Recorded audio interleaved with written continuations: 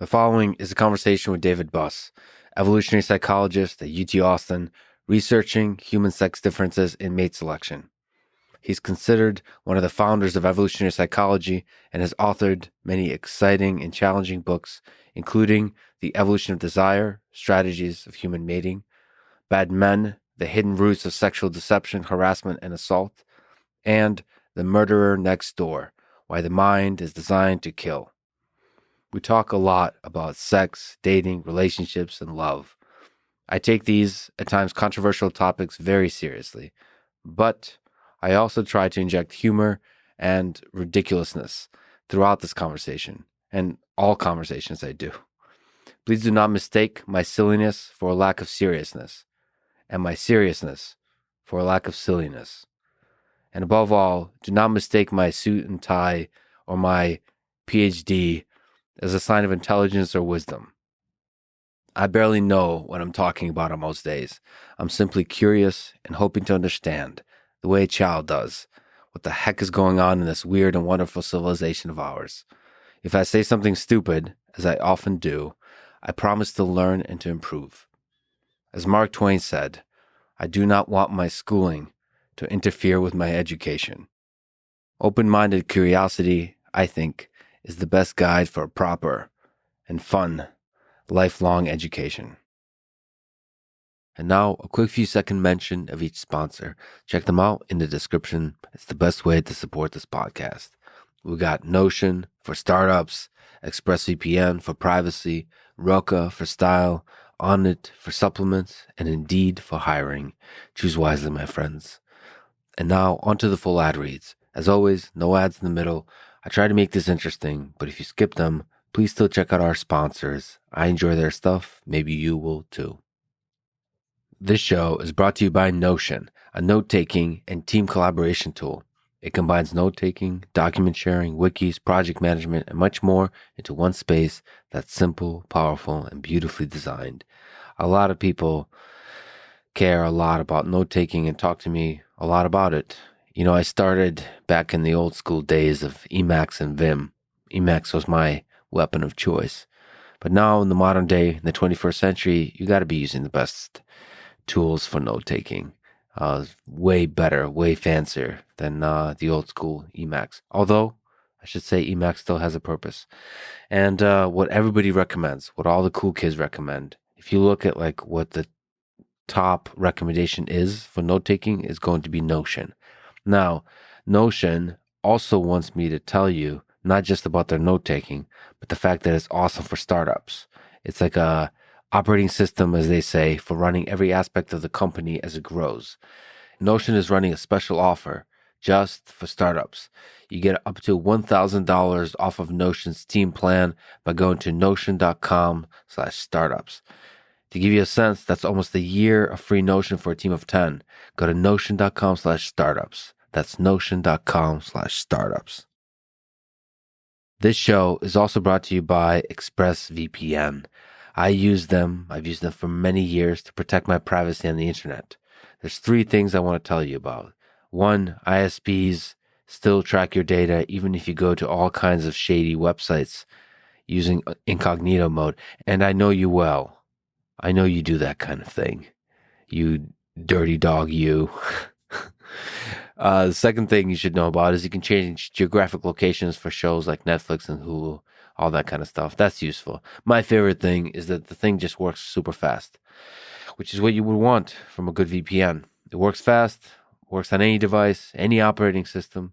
Go to expressvpn.com/LexPod to get an extra 3 months free. That's expressvpn.com/LexPod. Did I mention it works on Linux? That's the best and the most important operating system. This show is also brought to you by Roka, the makers of glasses and sunglasses that I love wearing for their design, feel, and innovation on material, optics, and grip. Roka was started by 2 All-American swimmers from Stanford and was born out of an obsession with performance. 2 words that I love: obsession in all walks of life and performance in all walks of life. But when you're talking about sunglasses, what does that result in? It results in a classy, sexy, minimalist, functional design They're good at what they do. It's extremely lightweight. The grip is comfortable but strong.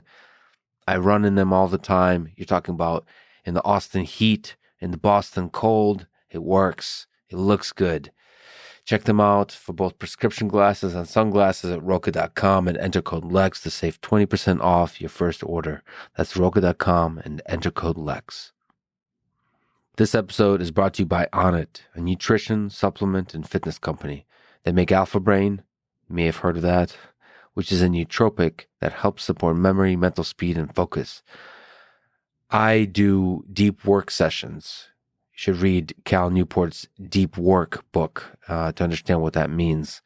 It means focusing for prolonged periods of time on a single task and go into some deep, dark places of struggle because your mind wants to be distracted. Your mind wants to switch to another task and you don't let it. And that's what deep work is. So before especially difficult sessions of this kind, I will take an Alpha Brain. It helps boost my thinking through a problem, clears the mind, helps me maintain focus. It's just a nice super boost for the rocket that is the human mind. Anyway, go to lexfriedman.com/Onnit to get up to 10% off Alpha Brain. That's lexfriedman, my name, .com/Onnit. This show is also brought to you by Indeed, a hiring website. I've used them as part of many hiring efforts I've done for the teams I've led in the past and still use them and use them a lot. They have tools like Indeed Instant Match, giving you quality candidates whose resumes on Indeed fit your job description immediately. There's very few things as important in life as the people you surround yourself with. And because most of us do most of the meaningful, most of the wild, hard-working pursuits of our lives at our work, it's important to surround yourself with great people there too. Perhaps even more important. Those are the brothers and sisters that stand by your side as you do some of the most difficult things in your life. So you should select that team well. The team is what makes or breaks a business, any kind of effort. Anyway, right now, get a free $75 sponsored job credit to upgrade your job post at Indeed.com/Lex. Get it at Indeed.com/Lex. Offer good for a limited time. Terms and conditions apply. Go to Indeed.com/Lex. This is the Lex Friedman Podcast, and here is my conversation with David Buss.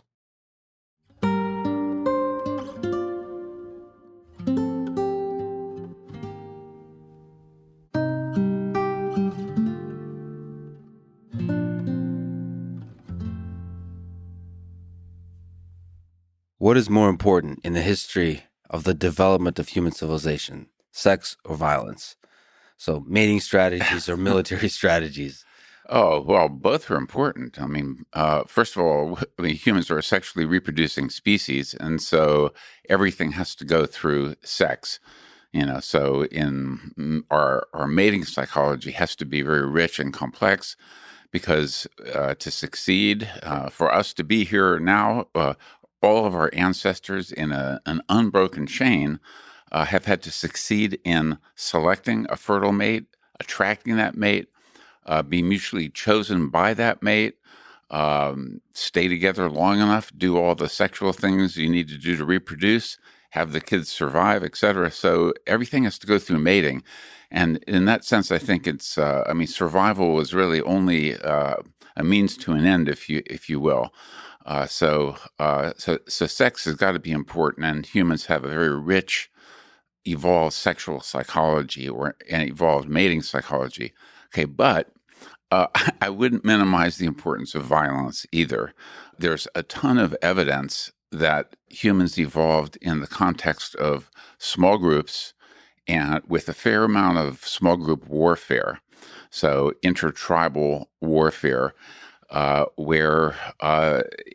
this is a harsh realization, but they're historically, this is part of our bad evolutionary history, it has been advantageous from a purely reproductive standpoint to conquer a neighboring group, kill the males, and get whatever resources they have, including females and sexual resources, as well as tools, weapons, territory, and so forth. And so I think that we have, and of course, it's typically males who do that. I mean, yes, some females have participated in warfare, but as far as I know, there's never been a single case in all of human recorded history of women forming a war tribe with other women to attack another group of women and kill them and capture the men as husbands.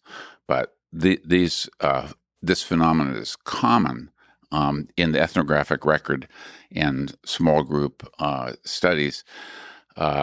It's part of our common thing. So just one concrete example. Unfortunately, he's dead now. He passed away. Napoleon Chagnon, who studied the Yanomamo for many, many years, when he first started interviewing them, he asked them, why do you go to war?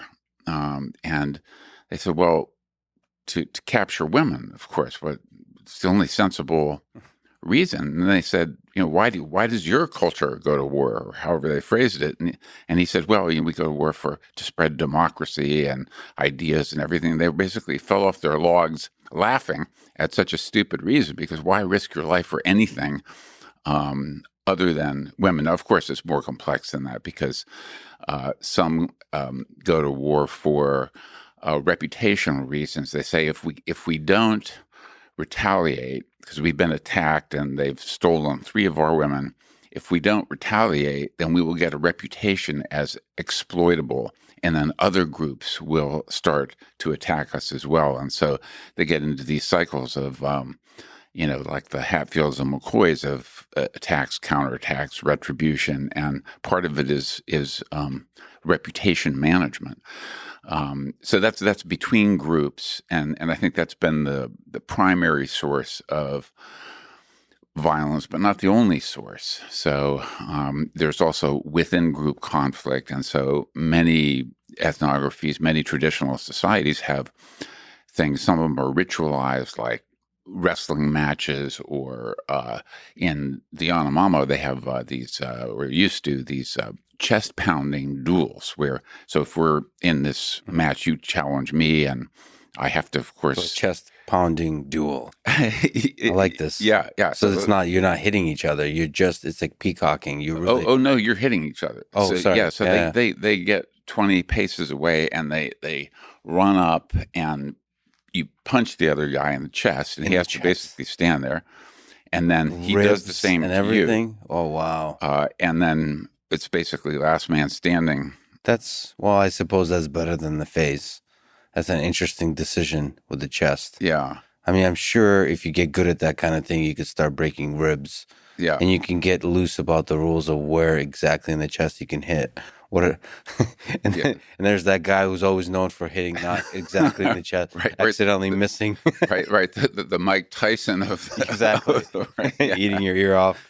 So interesting. So there's like ritualized conflict to sort of purify the competition that resolves some kind of issue. Well, yeah, it's in part to establish status hierarchies, but also, and here's just one more concrete point on that. The Yanomamo, we don't have this in our language. We just have one word for kill or murder, but Yanomamo have, you're either if you're a male, you're an Unokai or a non-Unokai.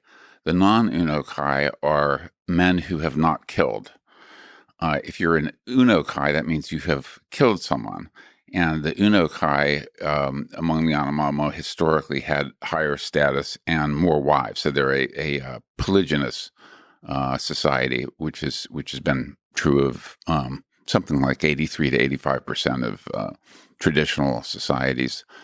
Or actually, I was just corrected by an anthropologist. He said, we no longer call them traditional societies. We call them small-scale societies. So nothing can be called traditional. I don't know. Like bacteria is the traditional society. Yeah. I think it's just one of these things. The language, the words that are deemed appropriate to use to describe things change over time. So words can hurt people. They can inspire people. Words are funny, powerful things. You authored the textbook titled Evolutionary Psychology, The New Science of Mind in its sixth edition.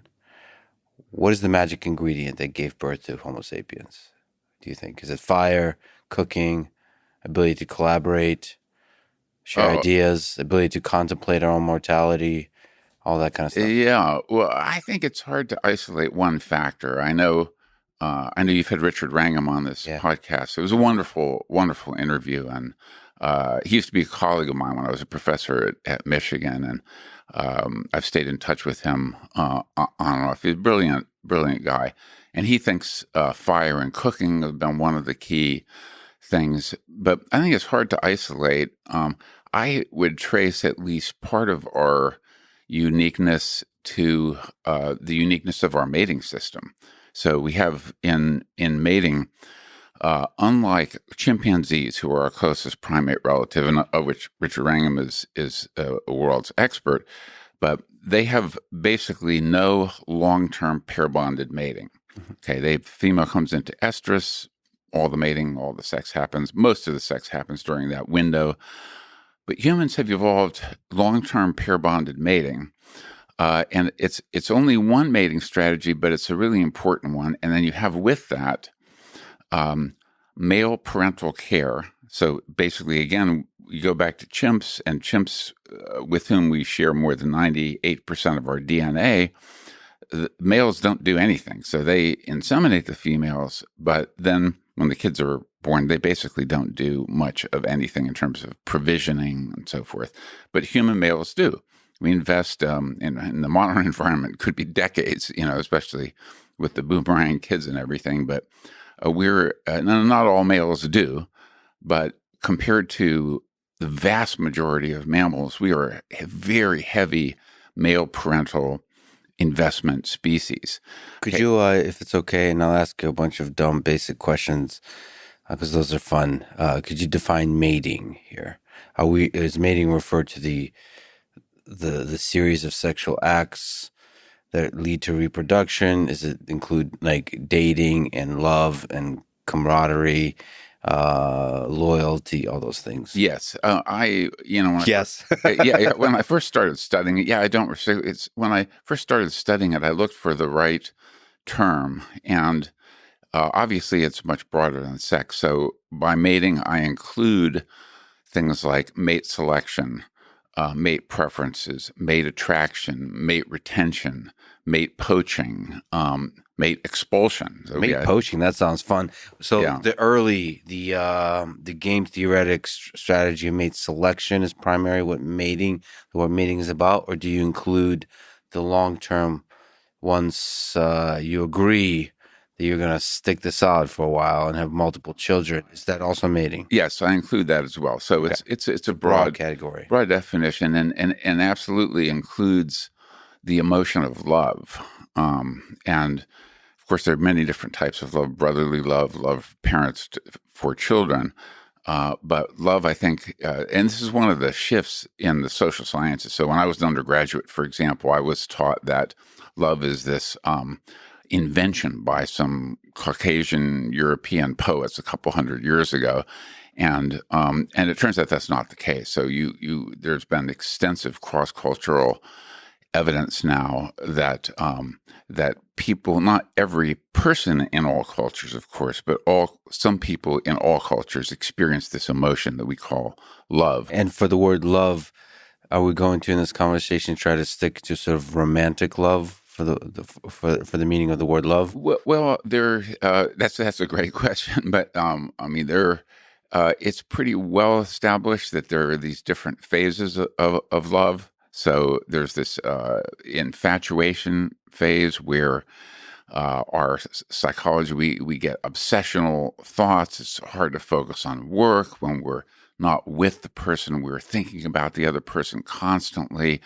So there's kind of like ideational intrusion into our psychology, but you can't sustain that. I mean, it'd be, and then of course there's pardon the phrase, but what I describe as the fucking like bunnies phase of this, intense sexuality. But people have other adaptive problems they have to solve. And so you can't stay in that state for too long. And so that subsides over time and develops into, at least in many cases, this warm attachment. Cuddling bunnies, long-term cuddling bunnies. Yes. Phase of the relationship, but still romantic, not like brotherly love or, because I talk about love a lot. And for me, love is a broader experience of just experiencing the joy and the beauty of life. So like just looking out in nature. Yeah. That's a kind of love, like whatever the chemicals that lead to a feeling that at least echoes the same kind of feeling that you get with romantic love. You can experience that with even inanimate objects.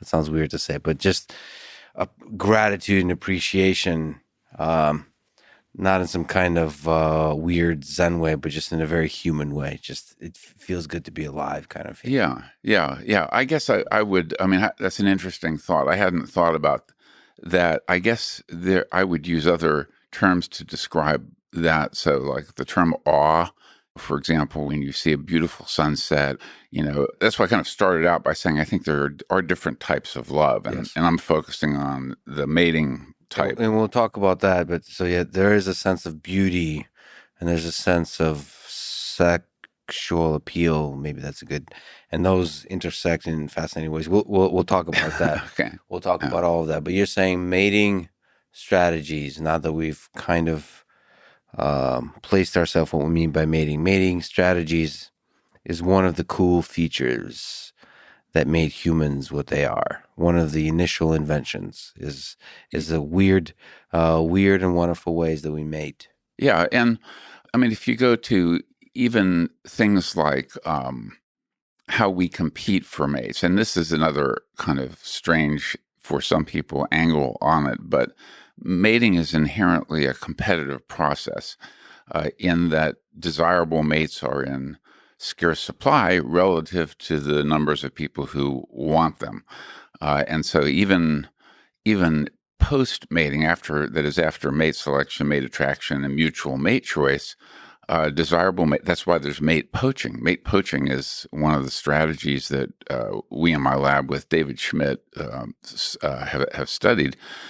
And so, but one of the unique aspects of humans is that we compete using language. And that is, we have reputations, and humans devote a lot of effort to maintaining the reputations, to building the reputations, to trying to recover reputations after a loss of reputation for various reasons. But we compete for mates using language, and that includes sending signals to the person that we're trying to attract using language, verbal fluency, and obviously some more recent things like poetry. But also we use language to derogate our competitors. So one of the papers I published very early on was a research project on derogation of competitors, the ways in which people impugn the status, character, and reputations of their rivals with the goal of making them less desirable to other people. And humans do that, and women and men both do that. So it's an interesting thing that we're male competitions. We were talking about the Yanomamo earlier, and some of these overt physical, or what animal biologists call contest competition, where there's a physical battle. Males do that. And so a lot of the early attention on mate competition was focused on these sort of ostentatious, overt battles in contest competition. But we compete through language. And so there's this big overlooked domain of women, the ways in which women compete with each other using language. And one of the things that astonished me is how observant women are about the subtle imperfections in their rivals and take pains to point them out. So just as a random example, I went to a party. This is back in my youth, but went to a party with my girlfriend at the time, and I got into this conversation with another woman who happened to be very attractive, But then we leave the party, and she said something just casually offhanded, like she said, "Did you notice that her thighs were heavy?"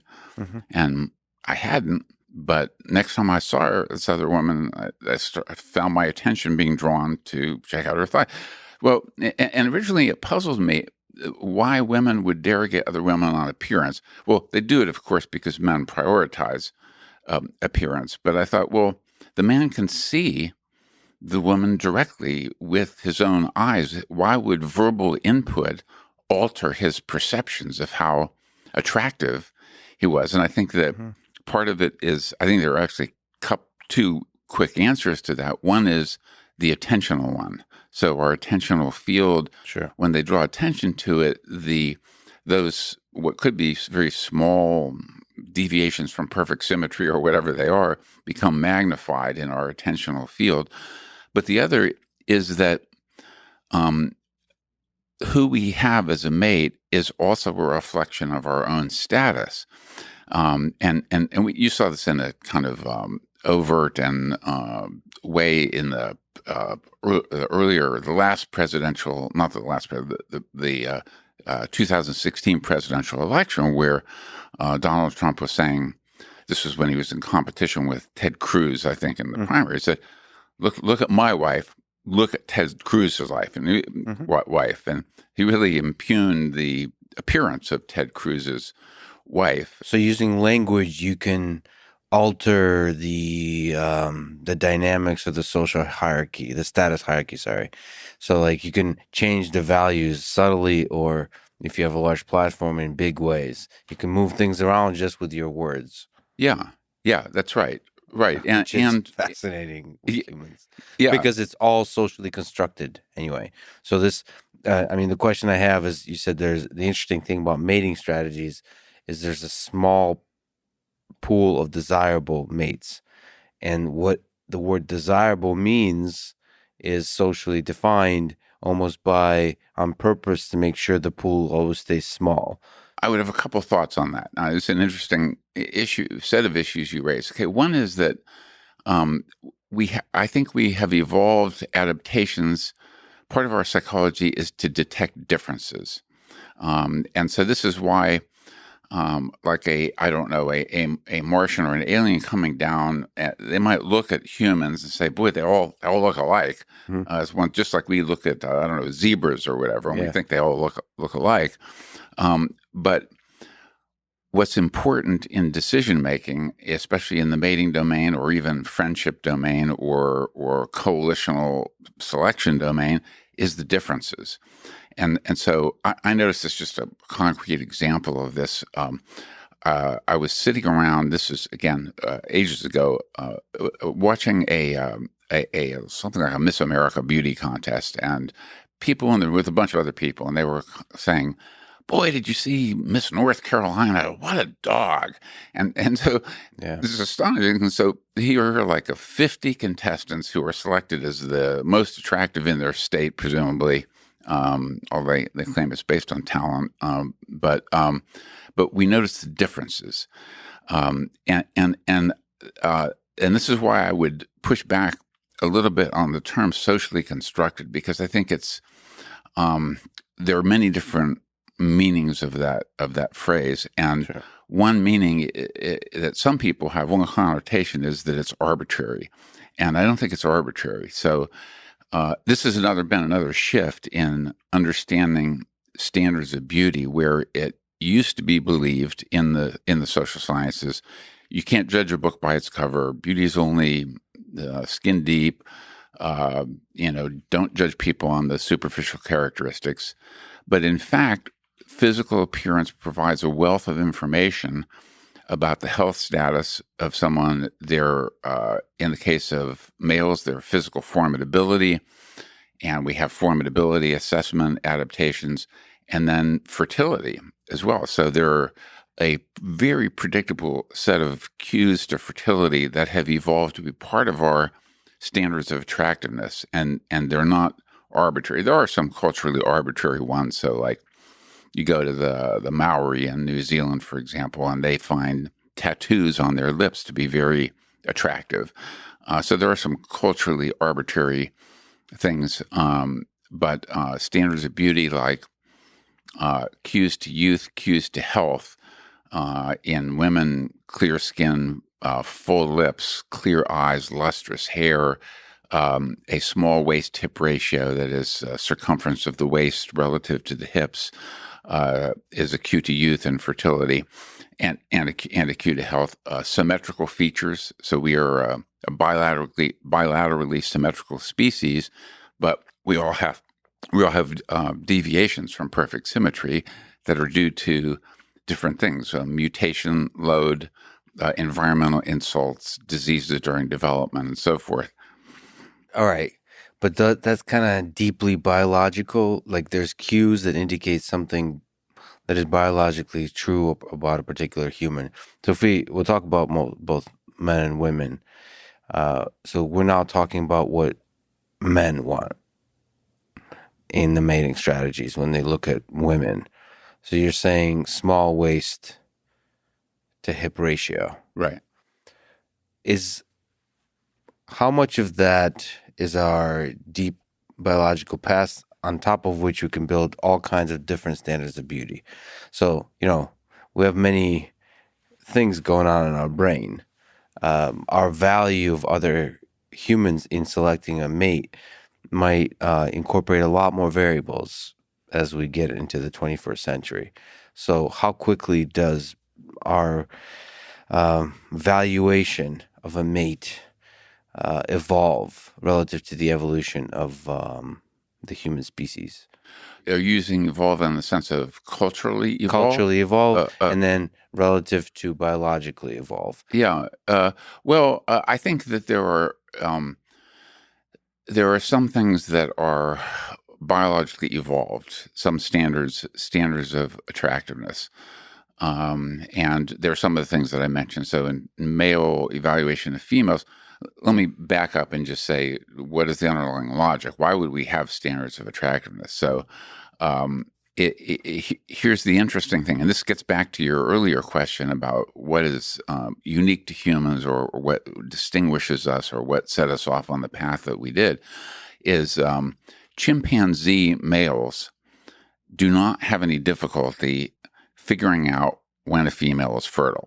She signals that like crazy with the bright red genital swelling, olfactory cues. She goes into estrus.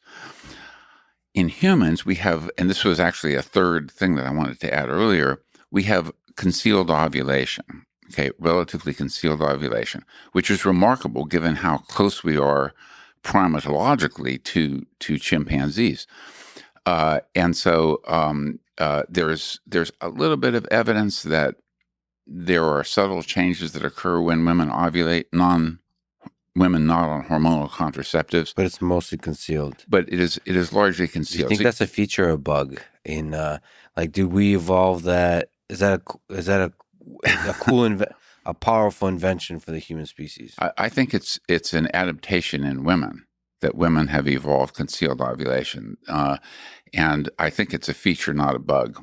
It gives more.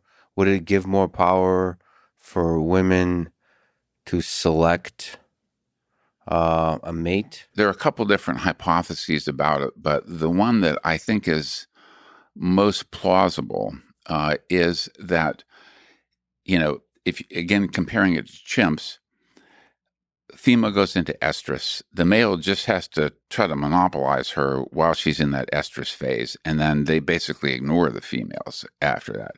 If you can't know when a woman is fertile, then you have to stick around a lot longer. And so I think long-term pair bonding co-evolved with concealed ovulation. And with that, also a very different form of sexuality, which is that we have sex throughout the ovulatory cycle, and chimps don't.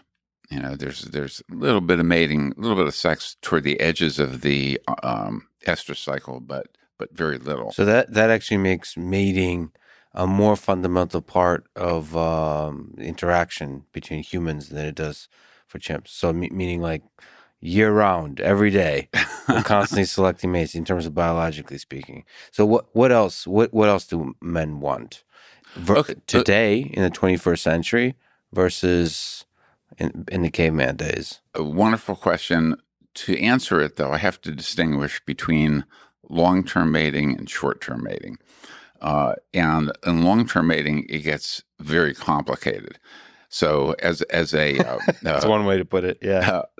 So I teach a course in human sexuality at University of Texas at Austin, and one of the things, this was back in the days when there were chalkboards, and you taught with a piece of chalk and wrote things on the board.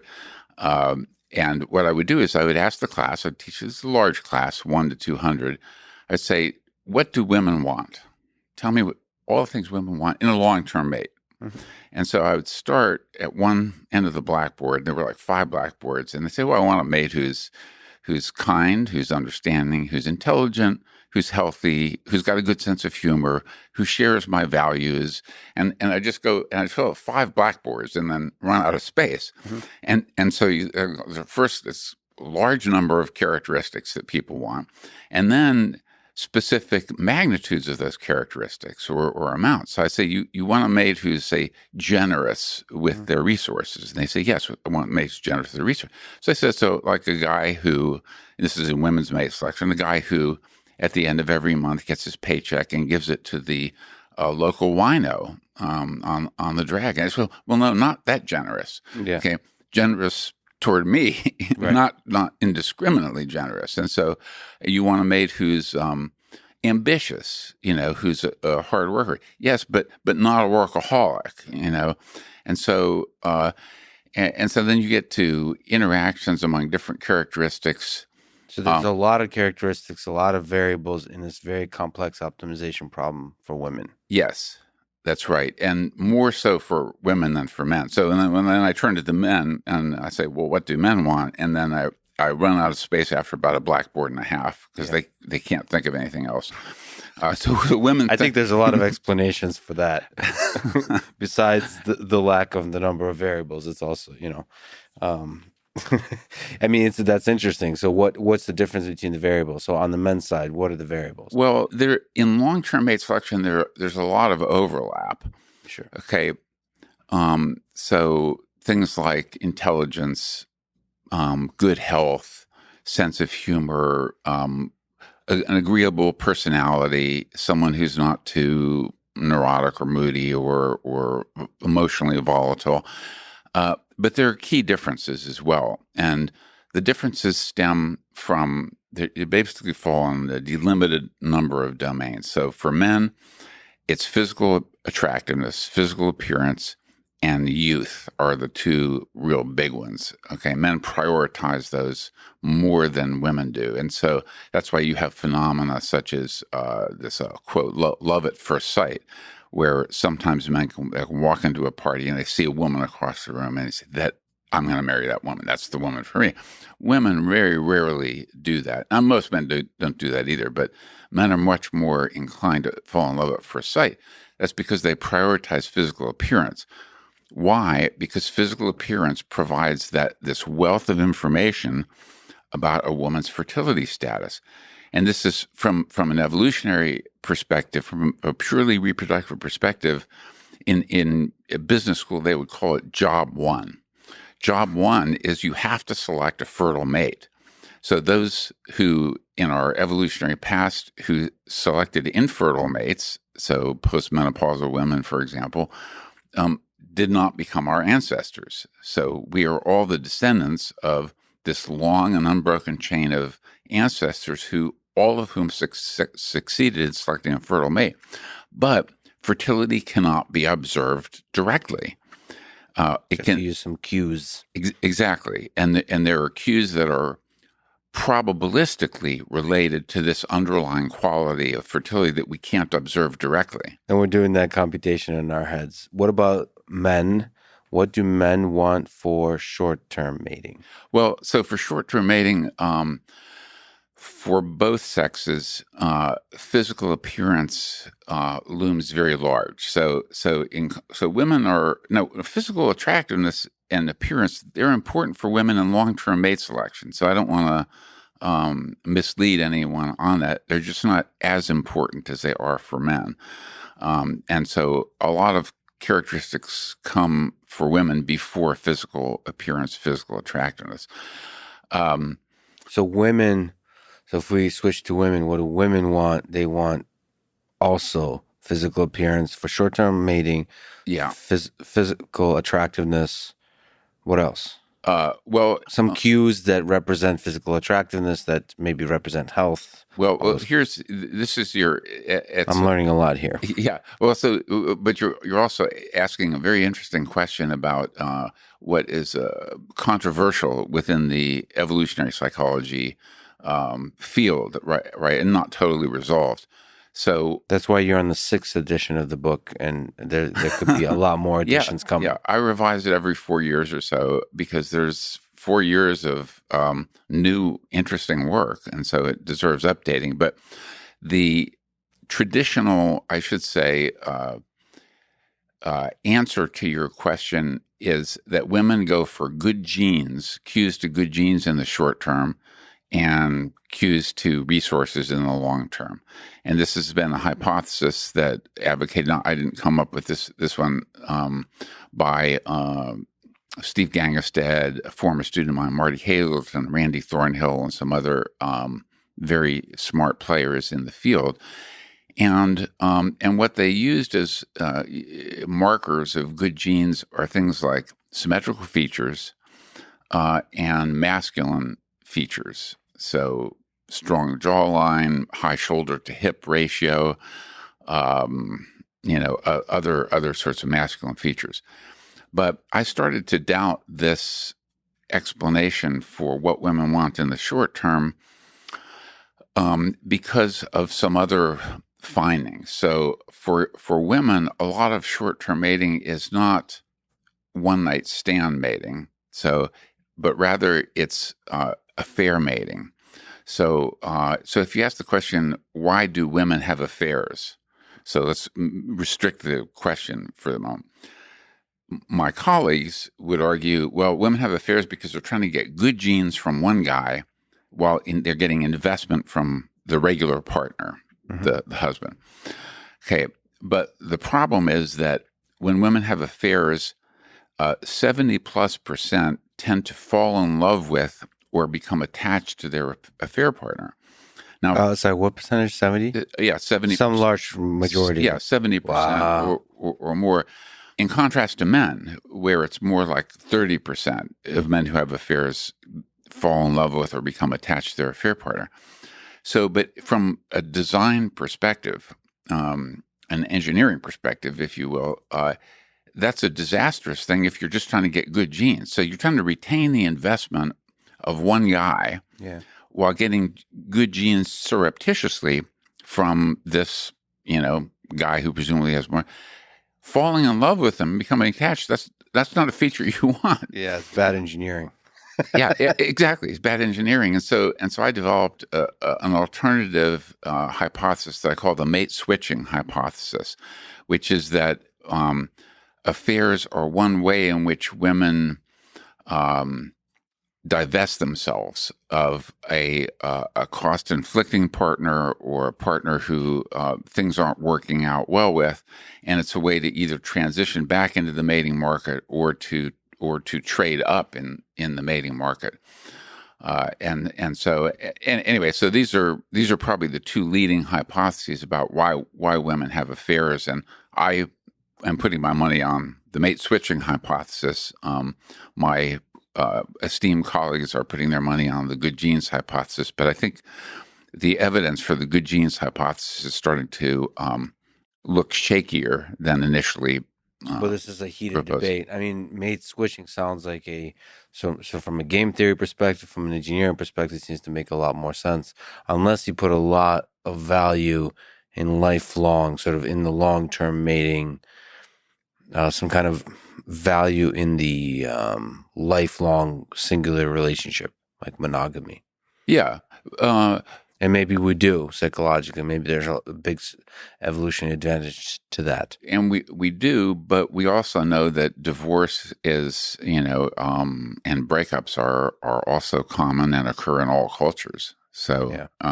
that's, So we're just not very good at this thing. Well, either we're not good at the mate selection, such that maybe we're not incorporating all the variables well, or we're just not good at monogamy, period, from an evolutionary perspective. well, I think that's Another debate. No, that raises an interesting set of questions. So I think that, one issue is longevity. So, we didn't live to be 70, 80 years old in over 99% of human evolutionary history. And so we didn't necessarily evolve to be mated monogamously with one person for decades and decades and decades. But I also think that long-term pair bonding is a critical strategy, but mate switching is also a critical strategy. So if you have a mate, for example, who becomes cost-inflicting or becomes sufficiently debilitated, or who suffers an injury such that, like in hunter-gatherer societies where the mate can no longer hunt, can no longer provide resources for their kids and the woman, this becomes a problem. And so I think that we have adaptations to mate switch and to divest ourselves from some partners and trade up in the mating market under certain conditions. So, okay. And those conditions will differ for men and women. What are some of the cues in terms of what women want? I go to the gym. It's a hotly contested debate. You said evolutionary psychology, and this is in the bro psychology forums that I visit multiple times a day. No, I'm just kidding. What's the most important cue of appearance for guys? What muscle group is the most important to work on? Do women care about biceps? Is what I'm asking. In terms of physical appearance, a good shoulder to hip ratio, so relatively wide shoulders relative to hips, is one. Women tend to prefer men who are physically fit and well toned, but not muscle bound. So, like if you go to, I don't know, someone like those early when Arnold Schwarzenegger was doing the Mr. whatever it was contest. Usually women don't find those attractive, the extremely muscle-bound guys, but they like a guy who's physically fit, high shoulder to hip ratio. They like guys who are physically taller than they are, and guys who are a bit above average in height. So if the average is, I don't know, 5'9", 5'10", and out there for humans, depending on the culture, women prefer an inch or two taller than that. So shoulders, height, dad bod. What's that about? Why do you want a dad bod? Why do you? Why not? How do I define dad bod? What is a dad bod? Dad bod is not muscle bound. Okay, so out of shape. A little no, just a little bit. A little bit of cushion for the pushing. I don't know what the kids call it these days, but just a little bit of fat. So why do they not want guys to be obsessed with their body? Is that some evolutionary thing? Yeah, I think that women might interpret a guy who is so obsessed with his body that they might view that as a sign of narcissism. Yes. And that's not a good trait. What about like cultures where large, sort of overweight men are valued? How do you explain, like, how much can we override the evolutionary desires with our sort of cultural fashions of the day that maybe represent other desirable aspects like wealth? Well, wealth is resources have always been important, especially to women. So is a man able to acquire resources and is he willing to dispense them to her and her kids? So that's always important. In traditional cultures, that boils down to hunting skills. So so I asked a colleague, friend, Kim Hill, who's probably the world's leading expert on the Ache of Paraguay, and you ask him, like, what leads to high status in the Ache in males? Hunting skills. That's nice. the one thing, the big variable, and that's resources. And that's resources. Now, what's interesting about modern culture is we have cash economies, but cash economies are relatively recent, and historically, there's over the vast 99% of human evolutionary history, you weren't able to stockpile resources in the way that you are today. Although there are interestingly certain ways you can do it. So like you kill a large game animal. Okay, you bring it back. You get some status points because you give some to your family. You can share it more widely with the group, etc. But it's going to go bad, right? You can't just say, I'm going to keep this carcass around for the next several months. Okay, but and I think it's Steve Pinker who might have coined this phrase that they store the meat in the bodies of other people, and so, for example, they store it in their friends. So, hunting success is, it's a hit or miss kind of thing. So you might come back empty-handed 4 times out of 5, but when you do, you share your meat with others, and then and then they reciprocate by sharing their meat with you, and so you can store resources in the bodies of other people, which is, I think, an interesting way to think about it. But that can only go so far, and when you have cash economies, you have both the ability to stockpile resources, but also this kind of explosion in inequality of resources, and that's evolutionarily recent. What about, now this is the difference between the excellent Huberman Lab podcast that you did that people should listen to.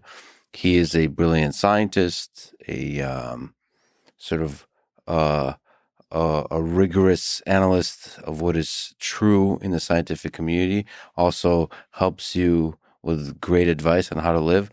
Now, in contrast to that, I am a terrible, almost idiotic level journalist. So this is what you have to deal with. Another thing that people talk about that women care about is penis size. Does penis size matter for women in sexual selection? Well, there's controversy about that in the evolutionary psychology community. Well, is there papers on penis size? I wouldn't say scientific papers, so speculations sure. about so not in nature or in science. Yeah, no, nothing that I've seen there. I think that there's individual variability. So this is something that comes up again. When I ask women in my classes, what do women want? Some of them will say, a large penis.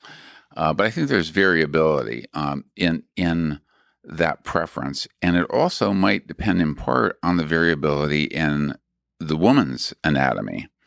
So, but do you think there's something fundamental in terms of evolutionary psychology, in terms of evolution, or is this a quirk of culture that's current, that's maybe somehow connected to pornography or something like that? Yeah, my guess is it's something that's perhaps a quirk of culture or something that is evolutionarily recent.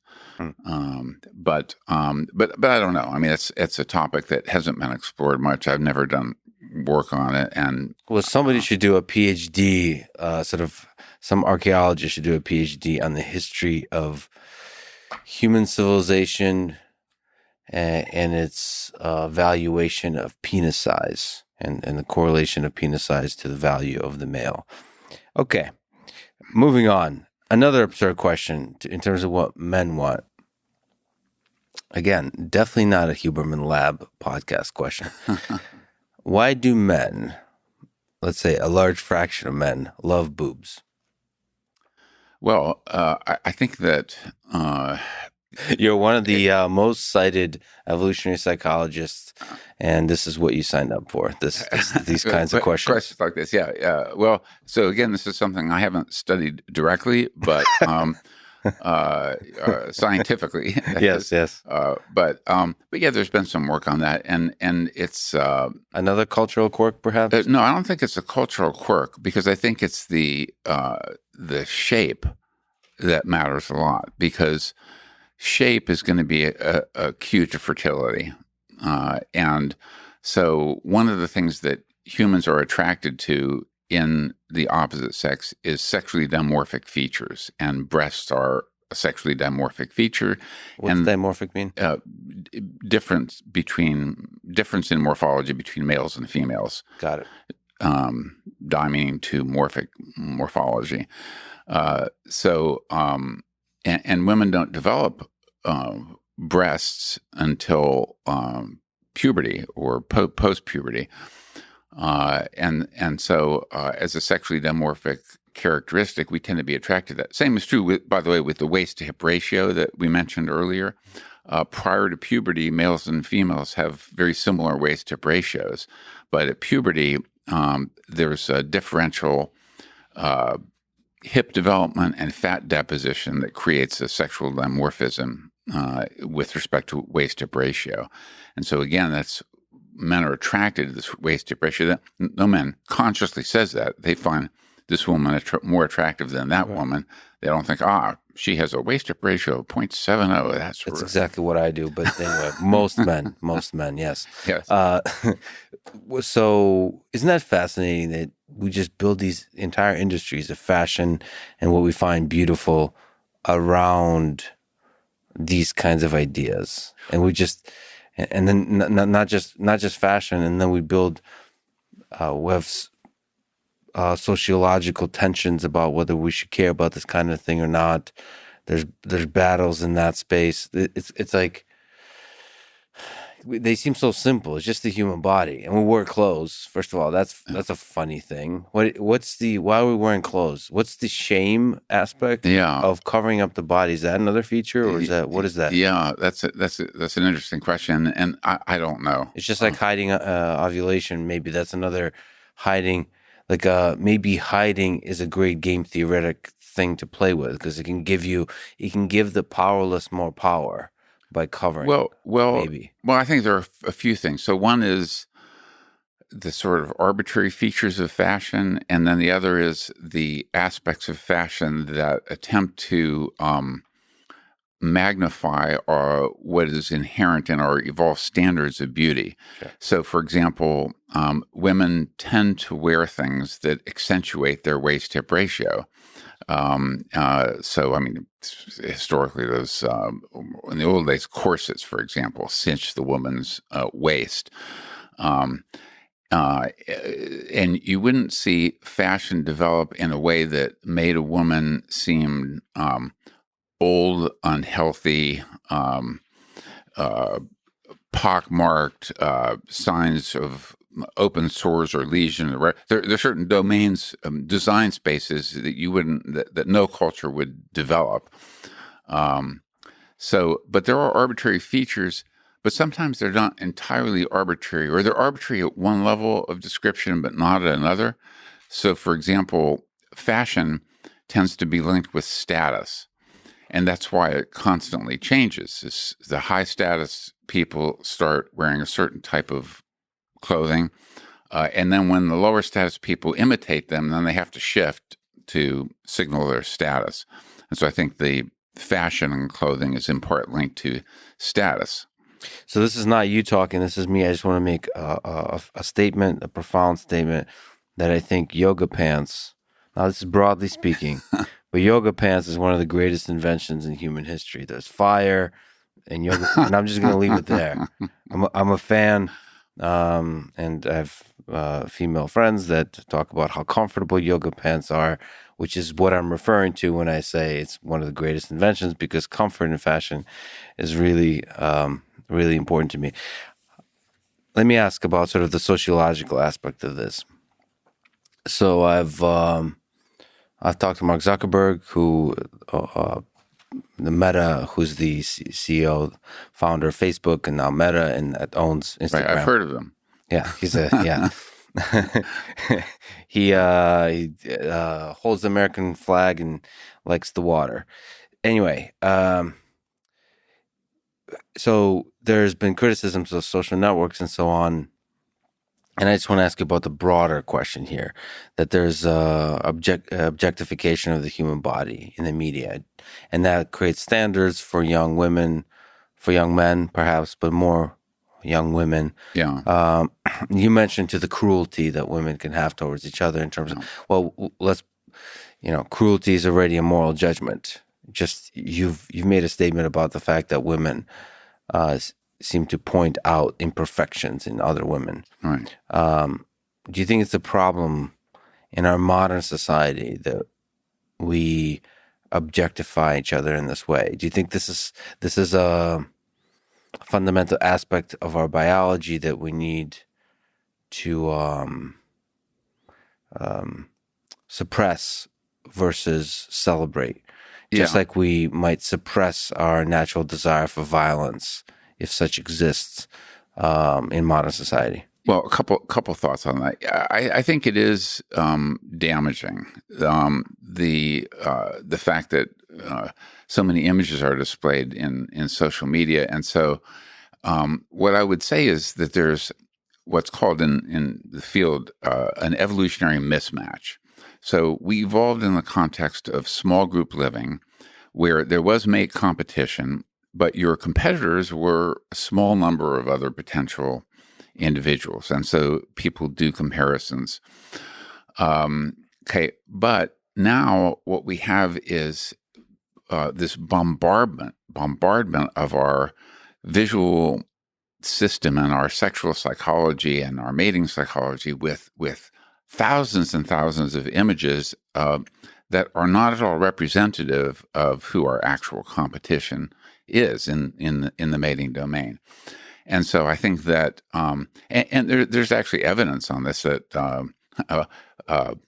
Baz Luhrmann actually said something like this in his Sunscreen song. I don't know if you ever heard that, but it's like a set of this wonderful, like, string of advice, song about advice. But he says, Okay, sorry. He says, don't read beauty magazines that will only make you feel ugly. And I think that there's truth to that. That is, especially with women, they look at all these images and, of course, they're photographed, they're photoshopped, they're highly selected and not at all representative. And so women compare themselves to that. So I think this social comparison is an evolved feature of humans. I mean, males do it, females do it, but it's exacerbated in the modern environment in wildly evolutionarily mismatched ways. And so I think that it is destructive. It's harmful. There's evidence that it hurts women's self-esteem. So here's just another factoid or fact, if you will, that at least in Western cultures, males and females have roughly the same overall average levels of self-esteem. But once puberty hits, all of a sudden, women's self-esteem starts to drop. And I think it's because when they enter mate competition, then they start elevating the importance they attach to physical appearance. And then, as you point out, the tremendous objectification that it saturates social media and media in general is it's damaging and harmful. I don't know how to undo it, though. I don't know how to design a society that undoes that. Well, one of the ways we undo things, just like you pointed out, is we use words.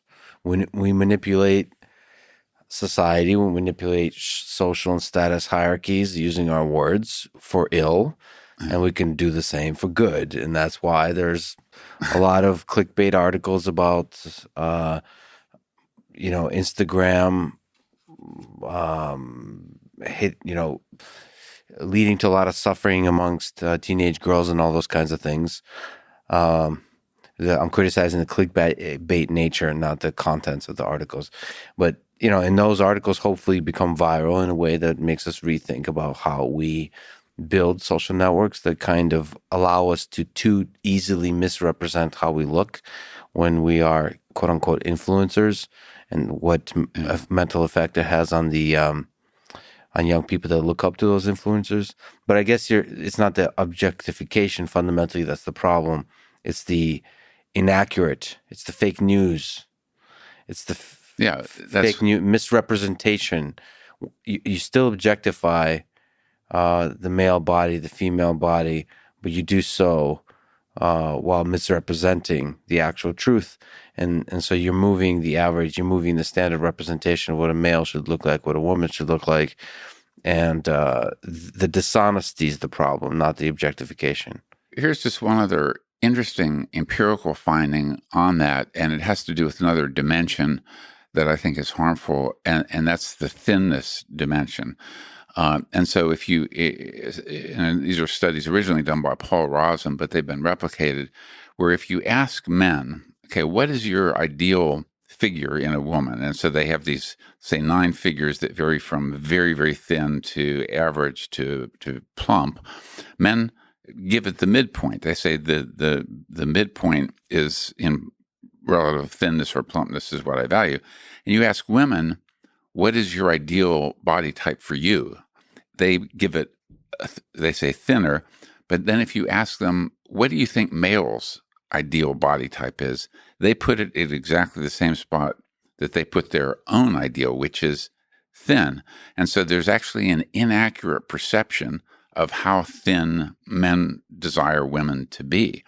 And I think that's partly exacerbated by the fashion industry, where the models are often rail thin, and the lure is that clothes hang better on thin models, and then on TV they say you gain 15 pounds over what you really are, or whatever. Yeah. But for whatever reason, women misperceive how thin men want them to be, and so you have, this is another huge sex difference, is eating disorders. Anorexia, for example, bulimia, binging, purging, where these eating disorders are 9 to 10 times more common in women than in men. Can I just take a small tangent? Because it was such a beautiful, the Sunscreen song, such a beautiful one. If I can read some of the words from it. Yeah, I really enjoy it. Yeah, it's a great song. For people, you should check it out. It's called "Everybody's Free to Wear Sunscreen." I guess it's actually a speech to a class. I don't know if that's artificial or real, but it's a speech that gives advice, and it goes, "Ladies and gentlemen of the class of '97." I just remember it even now. Those words. Wear sunscreen. If I could offer you only one tip for the future, sunscreen would be it. Long-term benefits of sunscreen have been proven by scientists, whereas the rest of my advice has no basis more reliable than my own meandering experience. I will dispense this advice now. Enjoy the power and beauty of your youth. Oh, never mind. You will not understand the power and beauty of your youth until they're faded. But trust me, in 20 years, you'll look back at the photos of yourself and recall in a way that you can't grasp now how much possibility lay before you and how fabulous you really looked. You are not as fat as you imagine. Don't worry about the future. Or worry, but know that worrying is as effective as trying to solve an algebra equation by chewing bubble gum. The real troubles in your life are apt to be the things that never crossed your worried mind. The kind that blindsides you at 4 p.m. on some idle Tuesday. Do one thing every day that scares you. Saying, don't be reckless with other people's hearts. Don't put up with the people who are reckless with yours. Floss. Don't waste your time on jealousy. Sometimes you're ahead, sometimes you're behind. The race is long, and in the end, it's only with yourself. Remember compliments you receive.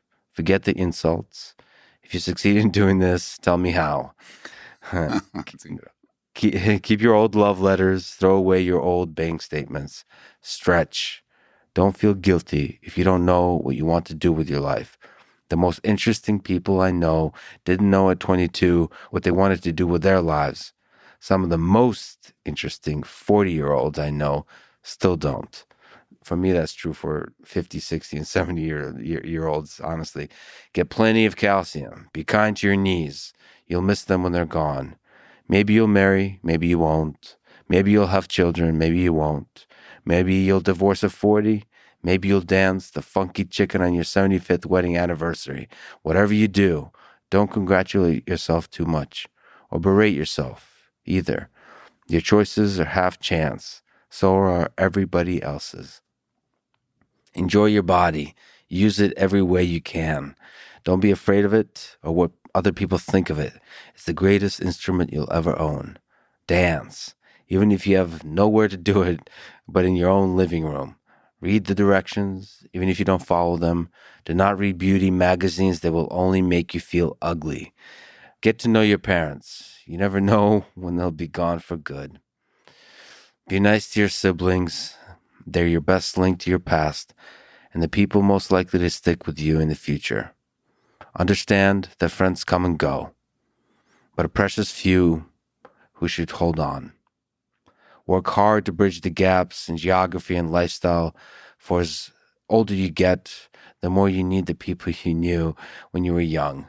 Live in New York City once. I actually took this advice. This is fascinating advice. I remember this advice well. It's broadly applied. Live in New York City once, but leave before it makes you hard. Live in Northern California once, but leave before it makes you soft. Travel. Accept certain inalienable truths. Prices will rise. Politicians will philander. You too will get old.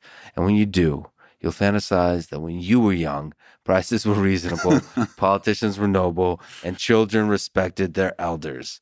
Respect your elders. Don't expect anyone else to support you. Maybe you have a trust fund. Maybe you'll have a wealthy spouse. But you never know when either one might run out. Never mess too much with your hair, or by the time you're 40, it will look 85. Be careful whose advice you buy, but be patient with those who supply it. Advice is a form of nostalgia. Dispensing it is a way of fishing the past from the disposal, wiping it off, painting over the ugly parts, and recycling it for more than it's worth. But trust me on the sunscreen. So this is so thank you for allowing me to read it. It's almost sentimental for me. I don't know when I first heard it, but there's a few pieces of advice in that, similar to like the poem "If" by Rudyard Kipling. There's some deep truths when you step back and look at it all, and also the places where you live. Because I lived for a time in, I guess, Northern California with Google and so on. Yeah. And one of the reasons I had to leave is I felt I was becoming soft. This is my own personal experience. And the same is true for the cities of the East. They can, if you're not careful, make you hard because everybody's super busy and rushing around, and there's just a buzz to the city, which is exciting. It's empowering, but it can change you in ways. And so it's one of the reasons I'm here in Austin and fell in love with the city because it's such a nice balance. It's a great move. And I've lived on both coasts as well, Boston area and then Berkeley, California. So I'm familiar with both. How'd you end up in Austin? As a small aside. I got my undergraduate degree here, and then left for 20 years and migrated around. So went to Berkeley, UC Berkeley for my PhD, Harvard for my first job, University of Michigan, and then a job opened up at University of Texas for an evolutionary psychologist, and so they wanted me. Fortunately, so I was very happy to. So I've always loved Austin. I mean, it's the love never died. It was there. Yeah, it's a great town. I was glad that I left. So and experienced both coasts and also the Midwest. But happy to be back in Austin. Let me ask a difficult question. Now we did pretty good with some difficult questions already, but there are people in this world today who believe that gender is purely a social construct. You, I think, are not one of those people. To you, what are the differences between men and women? How much of those differences are nature and how much is nurture? I guess if you're asking the question morphologically or psychologically, I assume you're asking psychologically. The question is what it is, and the answer, sometimes the questions don't contain with them the trajectory you take with the answer, right? So I think I was asking both, and the fact that both are a thing is an interesting thing. So Yes. you wrote a book, textbook, I should say, Evolutionary Psychology, right? Yes. Those both of those words are in the book title. Right. Psychology, that's the human mind. Yes. So Yeah. how much of gender, how much of sex is the human mind, and how much of it is the biology? The way that I phrase it, so I don't like sort of dividing the world into two categories, things that are biological versus things that are not biological. Um, uh, so the biology is actually defined as the study of life and life processes. And so at that sort of abstract level, everything we do is biological, including culture and our capacity for culture, which I think is an evolved capacity that humans have. Um, when you get to the issue of sex and gender, I mean, one cut at your question is, are there universal psychological sex differences? And the answer to that question is yes, there are some. So, for example, well, and this is in one of your areas of specialty, engineering. One of the interesting things is that it's called the people's thing dimension. So, do you want an occupation? Do you want a job that involves people, social interaction, or are you happy with a job that just involves things, mechanical objects or computer code or whatever? And this is one of the largest psychological sex differences that exists, and it's true in every culture. So, in terms of I don't know, magnitude of effects, it's an effect size of more than a standard deviation difference between the means on this psychological sex difference. And so one of the interesting things is, so if you go to places like, go to the most gender egalitarian cultures in the world, so places like Sweden or Norway, which are explicitly gender egalitarian and are truly in many, many ways, but you allow people freedom of choice, some of these sex differences actually get larger. The psychological sex differences and also assortment into different occupational choices. But this is not something that I study. I study mating, and the sex differences, if you ask where in what domains are the sex differences the largest, it turns out they occur within the domain of mating and sexuality. Mm-hmm. So our evolved sexual psychology, our evolved mating psychology is to some degree sexually dimorphic. Okay, with the very important asterisk that we're talking about overlapping distributions. So there are some things that, so if you look at human morphology, we talked about breasts earlier. Women have evolved functional breasts that's functional for lactation. Men don't. So there's no amount of culture or social coercion can cause men to have lactating breasts. Psychologically, we don't see dimorphism that extreme where something is literally present in one sex and totally absent in the other. So there's overlap in the distributions. So I mentioned earlier that in the mating domain, men more than women on average prioritize physical appearance, physical attractiveness, relative youth. Women on average prioritize resources, resource acquisition, qualities that lead to resource acquisition like status, ambition, industriousness, and so forth. But there's overlap in the distributions. So some women place a total priority on how physically attractive the guy is, and some men view that as irrelevant. So the point that I'm making is that there are psychological sex differences that make some people uncomfortable. But it's one of these things where I'm a scientist. I'm not a political advocate, and so I adhere to the empirical data.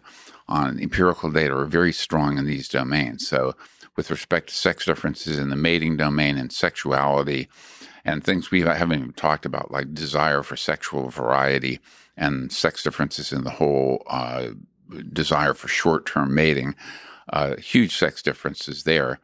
And these have been documented universally in all cultures. So, okay, now are there things that are culture specific or social cultural overlays onto these fundamental psychological sex differences? Absolutely. But there's also an issue of kind of levels of analysis, levels of abstraction, and how closely you look at the phenomenon. So, quick analogy, language. So you say, well, in China, they speak Chinese. In Korea, they speak Korean. In Brazil, they speak Portuguese. So look how culturally infinitely variable languages are, which they are at that level. But do humans have a universal human innate grammar? And I think the evidence points to the answer yes to that. At least that's what Steve Pinker, Paul Bloom, and some others argue. So at one level of abstraction, things are infinitely culturally variable, or at least highly culturally variable. At another level of abstraction, there's universality.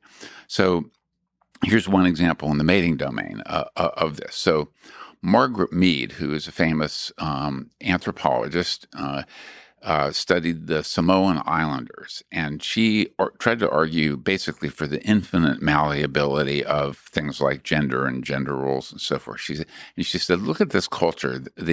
In this culture, it's the men who paint their face, whereas in Western cultures, it's the women who wear makeup and so forth. Well, it turns out if you look carefully at the culture where men paint their face, they're painting war paint on their face. They're not putting on makeup to enhance their cues to youth and cues to health. They're putting on war paint to make themselves more ferocious or to demarcate what tribe they're in, what coalition they're in. And so at sort of one level of abstraction, you could say, well, there's high cultural variability in application of face paint, but at another level, there's really a fundamental functional difference in the purpose to which the paint is applied. Yeah, and then you can abstract the paint away, and I mean, fashion in general is just magnify the characteristics that are appealing to the opposite sex. Because war paint is probably, you're magnifying the characteristics that are appealing to the other sex. So ability to gain resources, maintain resources, is status in the hierarchy, all those kinds of things. Well, that's part of it, but I think another part has to do with, in that case, male coalitions. So we were in a intensely. This is another unique characteristic. And I don't know if you got into this with Richard Wrangham. I don't remember you talking about this, but he's written a lot about male coalitionary psychology, and humans cooperate to an extraordinary degree in forming coalitions for the purpose of competing with rival coalitions.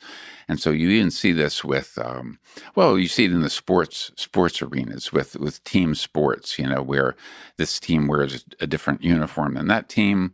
They have different mascot, et cetera. And so part of that is male coalitionary psychology. Well, you write, again, so returning to the textbook, now people should know you wrote a lot of incredible book that is maybe more accessible than the evolutionary psychology textbook, but the evolutionary psychology textbook is very accessible. So yes, it is extremely accessible, but that's not your thing. And on Amazon, you can't, it's a pain. It's a textbook. It's not, it's a little bit more of a pain to purchase, which I did. I bought all your books. They're amazing. We'll talk about a bunch of them. But in terms of coalitions, in chapter 12 of your evolutionary psychology textbook, you write about status, prestige, and social dominance. So how do hierarchies of status and social dominance emerge in human society? And what's the value of status in sexual selection? We talked about cues of individual health and all that kind of stuff. But what the heck's the purpose of status? Why does it matter if I'm the big boss? Well, it matters because status influences your access to resources and your ability to influence other people within your group. And so this is part of the reason why women prioritize a man's social status, how he is viewed in the eyes of others, because high status men have access to more resources.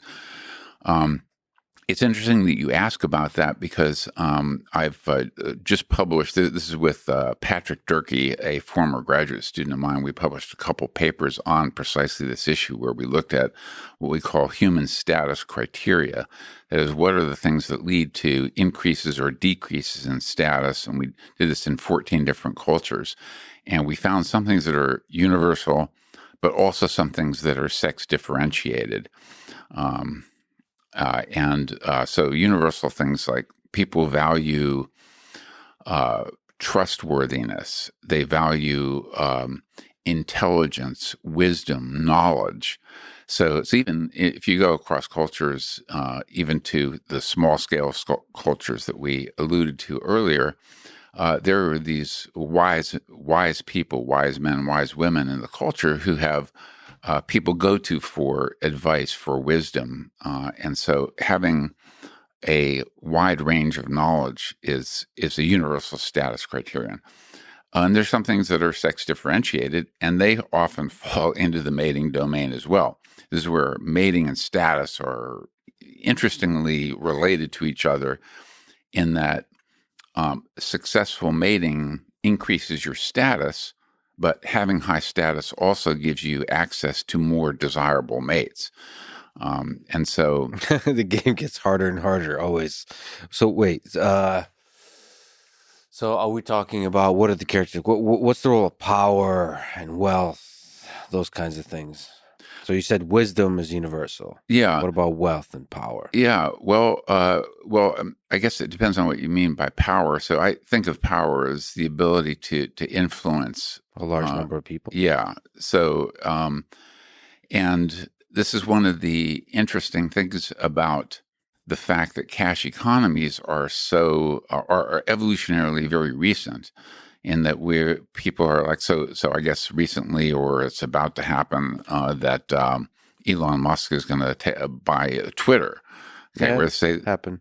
Has it happened already? Yeah. Okay, so they say that like the wealthiest, or one of the wealthiest men on Earth, has now purchased the most influential media platform on Earth, and so obviously you or I couldn't compete with Elon Musk and for the purchase of Twitter, and so the fact that cash economies allow the stockpiling of unprecedented amounts of wealth produces these tremendous power differentials that didn't exist in over most of human evolutionary history. So their wealth is power, but you can also be, power can be attained through other ways. Yeah, but I would say that the interesting thing about wealth is that it's an infinitely fungible resource. So you can use it and translate it into many, many other things, like buying Twitter, or buying a big house, or even getting mates, or in artificial I don't know if you want to get into that at all, but they have these sex dolls, or virtual reality sex that some people are developing. If you have enough resources, you can purchase things like that. So you can translate wealth into a variety of other tangible things in ways that you couldn't ancestrally. So that's one really powerful thing. But there is still power that's correlated but not integrally connected to wealth, which is like being leaders of nations. Like technically, the president of the United States' salary is not very high. Right. Presidents, and then you go outside of that, and to the half of the world that's living under authoritarian regimes, you have dictators, and there's those are very powerful, usually men, and presumably there's some value there in the mating selection aspect. Yeah, absolutely, and it's not by chance that most of them are men. And this is going to sound strange and hopefully not offensive to people, but if you ask the question, why is it the case that men are in positions of power so much more so than women? Well, in part, it can be traced to women's mate preferences. So it's one of the sex differences that women have, over evolutionary time, preferred men who had power, status, resources, etc. And what that has done is it's created selection pressure on men to attach a high motivational priority to clawing their way up the status hierarchy. And studies of time allocation distribution show this, where men they're more willing to sacrifice their friends, their grandmother, their kin, or whatever, to claw their way up to the top of status hierarchies. Women, much less so. Women spend more effort maintaining relationships with their kin, with their friends, their friend networks, and so forth. And so, so in a way, so you could say not only are men in positions of power more than women, now you're blaming women for why they are. And it's not a matter of blame, but I think that what I just outlined is an essential part of the causal process, the coevolution of women's mate preferences with men's motivational priorities. How much do you think these mating strategies underlie all of human civilization? Like, what motivates us? There's Becker with denial of death. Like, why do we build castles and bridges and rockets and the internet and all of this? Is it some complex mush, or is it underneath it all? Or are we all just trying to get laid? Well, I wouldn't reduce it to something quite as trying to get laid, but I think mating is certainly part of it. I wonder how big of a part, because so with Ernest Becker, the idea is that we're all trying to achieve an illusion of immortality. Yeah. So we're trying to create something that outlasts us, and therefore we create bigger and bigger things in societies and bridges and Well, I think what's missing from Becker's analysis is, it's a fascinating book to read, Denial of Death. But what's missing is that I think that the reason that, and again, I think it's more men than women. I think there's a sex difference on this, that men want to build a lasting legacy because that will in turn affect their lineage. Mm-hmm. Although I do now, Woody Allen is out of favor, but I remember this quote from him. He said he didn't want to achieve immortality through his work. He wanted to achieve immortality by not dying. Oh boy, the funny ones are also deeply flawed often. Staying on the topic of sex differences in a very different way, perhaps. So dominance and submissiveness, something you've also written about. What's the role of that inside relationships, about this human dynamic of dominance and submissiveness? Is that a feature or a bug? So the stable state that these dynamical systems arrive at, is it good to have an equality within a relationship, or is it good to have differences in a relationship? Are you talking about romantic relationships or just in human relationships? Romantic, probably, because unless it could be generalized to human relationships, perhaps it could be generalized to human relationships. I wasn't thinking that, but perhaps it could be. But let's start with romantic. I guess one-on-one. I'm personally in favor of equality on that dimension within romantic relationships, and I don't talk about my personal life, but I've been in relationships, and the best ones tend to be those where there's equality, and one person does not dominate the other. But I guess the reason I ask you is in what type of relationships, because there's some things like coalitions where hierarchy is very important to the function of the coalition. So it's like if you're like a war coalition or something in small group warfare, you can't just have equality. You have to have leaders that are determining the the battle plan, so to speak. And so if you have you're attacking a neighboring group or something, and everyone gets an equal say, it's not going to work that way. And so we tend to appoint as leaders those who are. It doesn't always work out well, but those who are presumably wise or good, effective leaders. And they even talk about, and I'm sure you're familiar with this, and I'm not an expert on this, but wartime leaders versus peacetime leaders. And so again, it depends on what the goal is of the group that you are a part of. And so I think there is functionality and utility to a lot of our evolved psychology of status and dominance and submissiveness. So, for example, and you have to look at the individual psychology, and this is actually something I'm currently studying again with Patrick Durkee, where one advantage of these status hierarchies is that you're not always battling. So you determine, and that's why. Here's another sexually dimorphic aspect of our psychology: formidability assessment. So there's evidence that males engage in this. Can I take this guy or can he take me?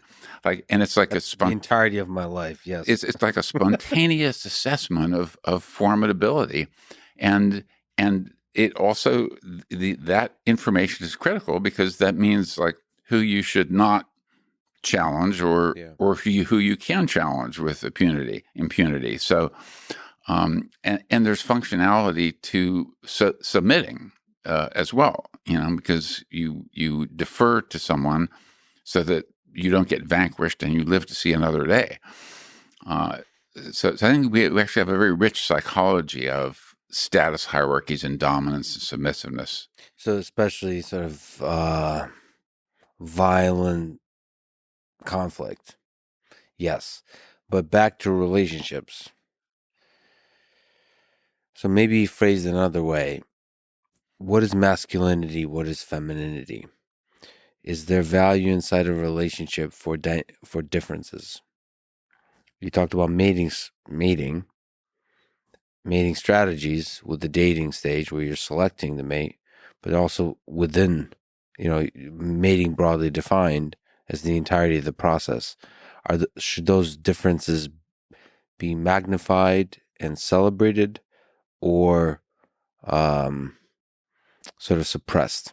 I've seen enough different relationships work, and I've seen enough relationships implode to say there's not one size fits all on these things. So even with respect to masculinity and femininity, some reduce it psychologically to two other terms, which are agency and communion. So where agency is, are you instrumental, goal-oriented, get tasks done, etc. Communion is, more the love and forming connections with other people and so forth. And I published a study a while back on what's called unmitigated agency and unmitigated communion. So there are good and bad aspects of agency and communion. So they can go. So there's toxic, as they say, masculinity, toxic femininity.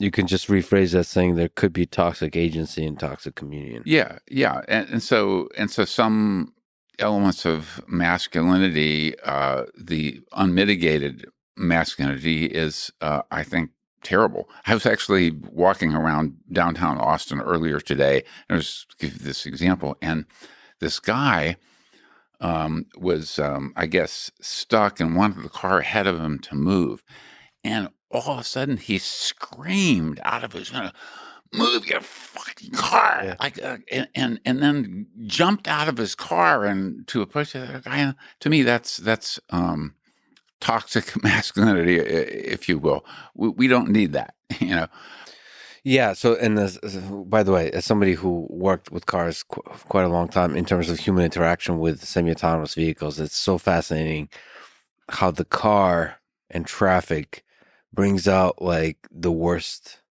in human nature, in a sense, or maybe to rephrase that, it may be challenges you to explore something that, in terms of temper, in terms of anger, in terms of anxiety, that you have been bottling it up. There's something that where the car is like a vessel for a psychological experiment of how much stress you can take.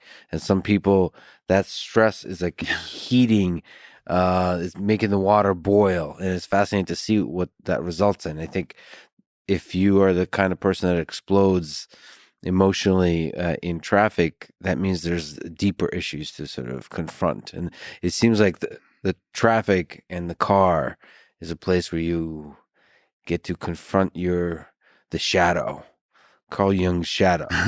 There's something deep within that we don't often fish. We're alone with ourselves, and we get to see who we truly are. Yeah.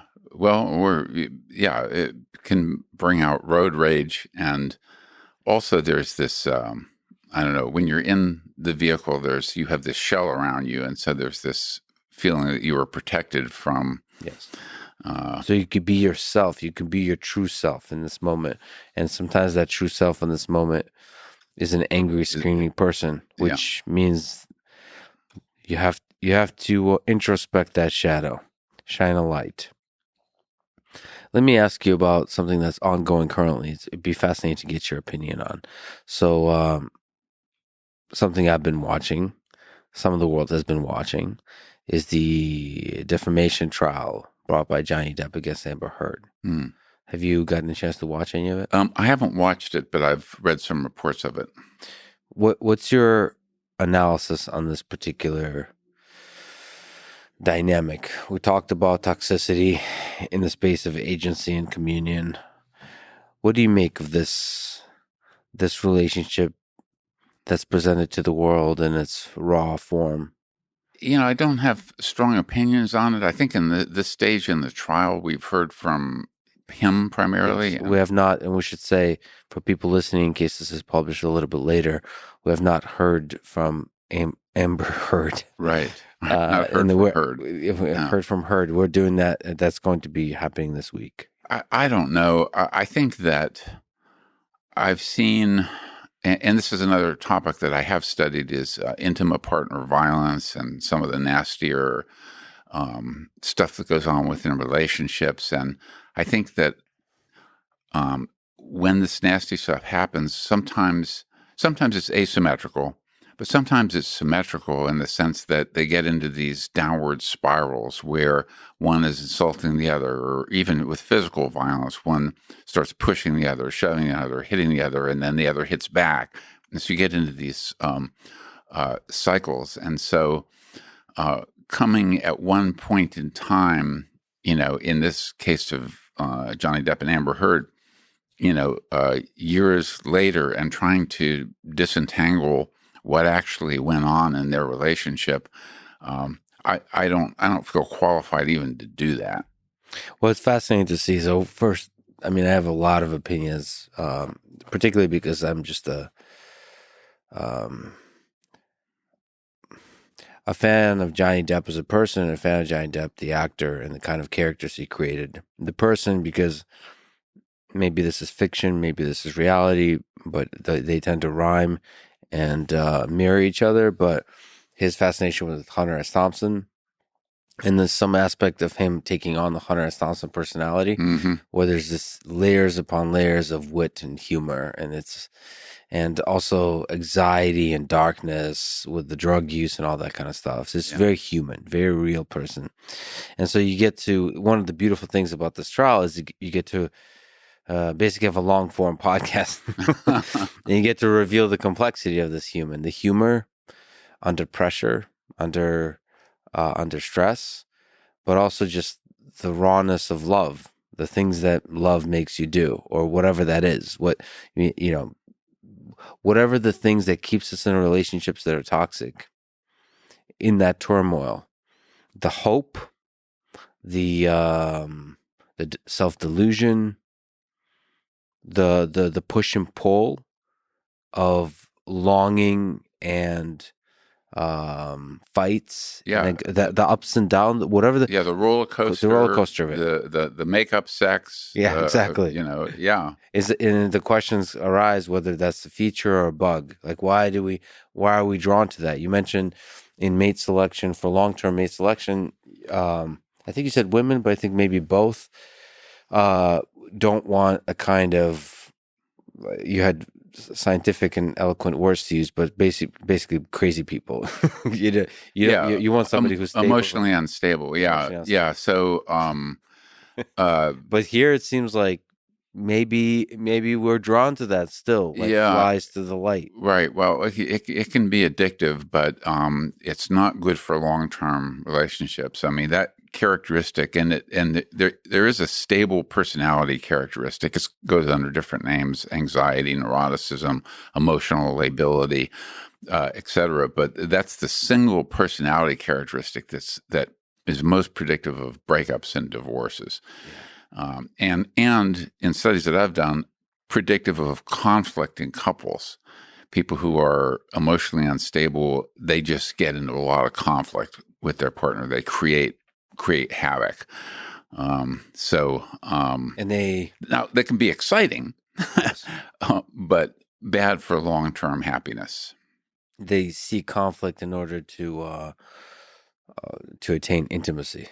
So conflict creates a tension, Yeah. and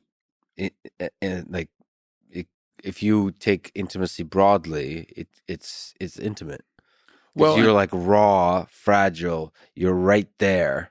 yeah. Well, Like, and I mean, there's one hypothesis that was put forward by an Israeli biologist named Amos Zahavi, called the testing of a bond. And so he asked the question, like, why do people inflict costs on their partner? Like, even like kissing, yes. you're introducing, it's a disease vector. Why do people do these weird things? Inflicting costs or emotional liability is a way of inflicting costs. And what he argues is it's the testing of a bond. If the person's willing to tolerate, this level of stress, this level of cost imposition, then that means they must be very committed to me. And so, and I think that's something people do in romantic relationships, is they do test the strength of the bond. They test the commitment of the person. And I think I think that's a feature, not a bug, in the sense that, especially in the early stages of love, romantic love, we tend to overly romanticize and idealize our partner. So when there's an absence of evidence, we impute positive values. And this is one of my recommendations to friends that I know is if you're really considering a good long-term commitment to this person, go on vacation with them. Ideally to a foreign country where both of you are unfamiliar. Oh, I love it. Road trip or something like that. Yeah. So where you experience unexpected things, stresses, you get a flat tire or whatever, you encounter, and you see how the person deals with stress, and you see how you deal with each other under stress.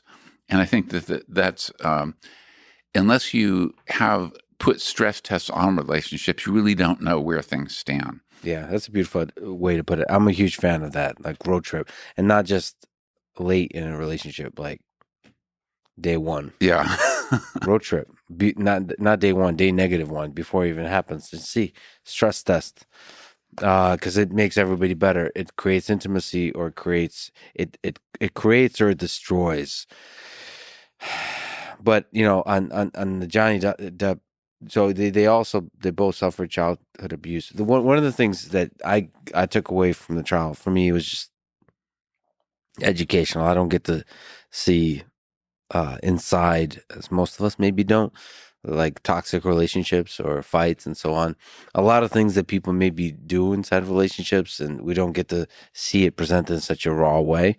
So, well, one of the things I learned is that, in terms of partner violence, a woman too can be violent. Yeah, absolutely. That to me, so emotionally and physically violent, that, I almost don't want to, Amber Heard. I mean, there's no limit to my dislike for that person in particular, because clearly, to me at least, I stand with Johnny Depp. To me, that guy is full of love, and but full of demons because he's drawn to whatever the chaos that's created there. But also, it's just an education for me that I tend to associate sort of men with violence and toxicity and destruction inside relationships. But it was interesting to see that women too can be like directly violent, Yeah. and men too, which was also surprising to me, have the capacity to stay in such a relationship and to not walk away, which is what I thought in terms of toxic, violent relationships. I thought there's a male figure who will do emotional and physical, mostly physical violence, and then kind of manipulate the mind of the female to stay in the relationship. But that dynamic can go both ways. Yeah, it does go both ways. And I think even the emotional abuse is sometimes even worse than the physical abuse. I mean, you see that in studies of even like childhood abuse, where it's the emotional abuse that is the most damaging. What about the role of jealousy? Something you also written about in a relationship. Is that a feature or a bug? You started to speak about it, but is it good to be jealous of your partner inside of a relationship? How does it go wrong? How the pros and cons? So I've written a whole book on this called "The Dangerous Passion: Why Jealousy is as Necessary as Sex and Love." And I think that one cut at your question is that a moderate. So first of all, I think it's a feature, not a bug, in most cases. So in the sense that you have to have an adaptation that is sensitive to threats to a valued relationship. Okay, because, and I think I alluded to this earlier, that just because you're in a relationship and you're in a relationship with a desirable partner doesn't mean that, you've finished solving the problems of mating that you need to solve, because there are threats from the outside. So mate poachers, people who try to lure your partner away for either a sexual encounter or a more committed romantic relationship. And then there's also dissatisfaction within the relationship. So your partner might become tempted to be sexually unfaithful or romantically unfaithful or emotionally unfaithful. And so we need humans with the evolution of long-term pair bonding. We need adaptations to guard the relationship and be sensitive to threats to the relationship. And I think jealousy is one of those. I think it's a key one.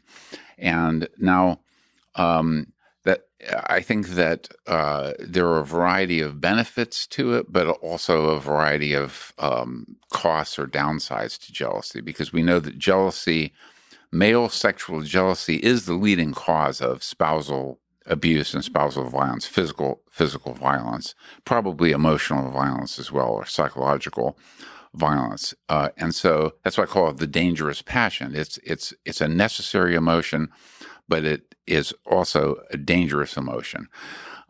Leads to homicide. Leads to and I've studied also homicidal ideation, which intersects with this topic in that men, sometimes women to a lesser degree, develop homicidal ideation about people who are trying to poach their mates or who do poach their mates, successfully poach their mates.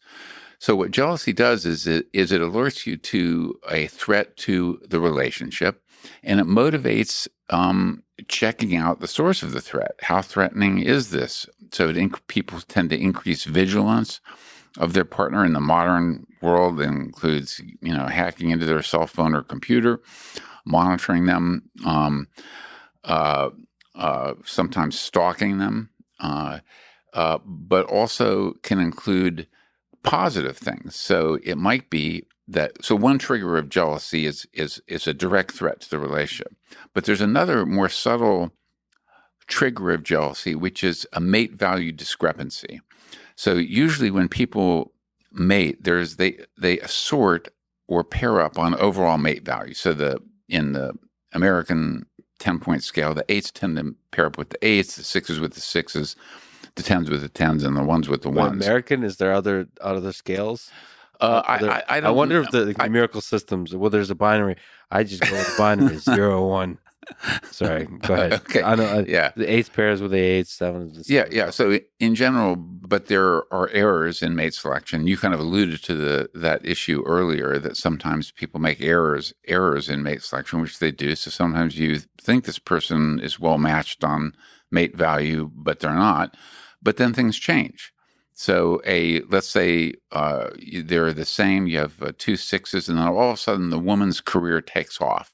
All of a sudden she's, getting promotion. She's acquiring wealth. She's attracting men who are of a different mate value than she previously did. Well, that triggers jealousy in the guy, even if she swears she's going to be totally loyal and she has no signs of leaving or no signs of infidelity. A mate value discrepancy is going to trigger jealousy. Now, what can it do? Well, it can do, in the broadest sense, people can do 2 classes of things. They can do cost-inflicting things or benefit-providing things. So the man in that situation might say, okay, I need to devote more attention to my partner. I need to up my game when it comes to resource acquisition. I need to lavish more attention and gifts on her. And so there's a whole suite of benefit provisioning things that can help to reduce that mate value discrepancy. And then there's also cost-inflicting things that, and humans unfortunately do both sets of things. Yeah, there's also this, maybe that's love. I notice the people I especially love or have a connection to, romantically or otherwise, there's a feeling like I don't deserve you.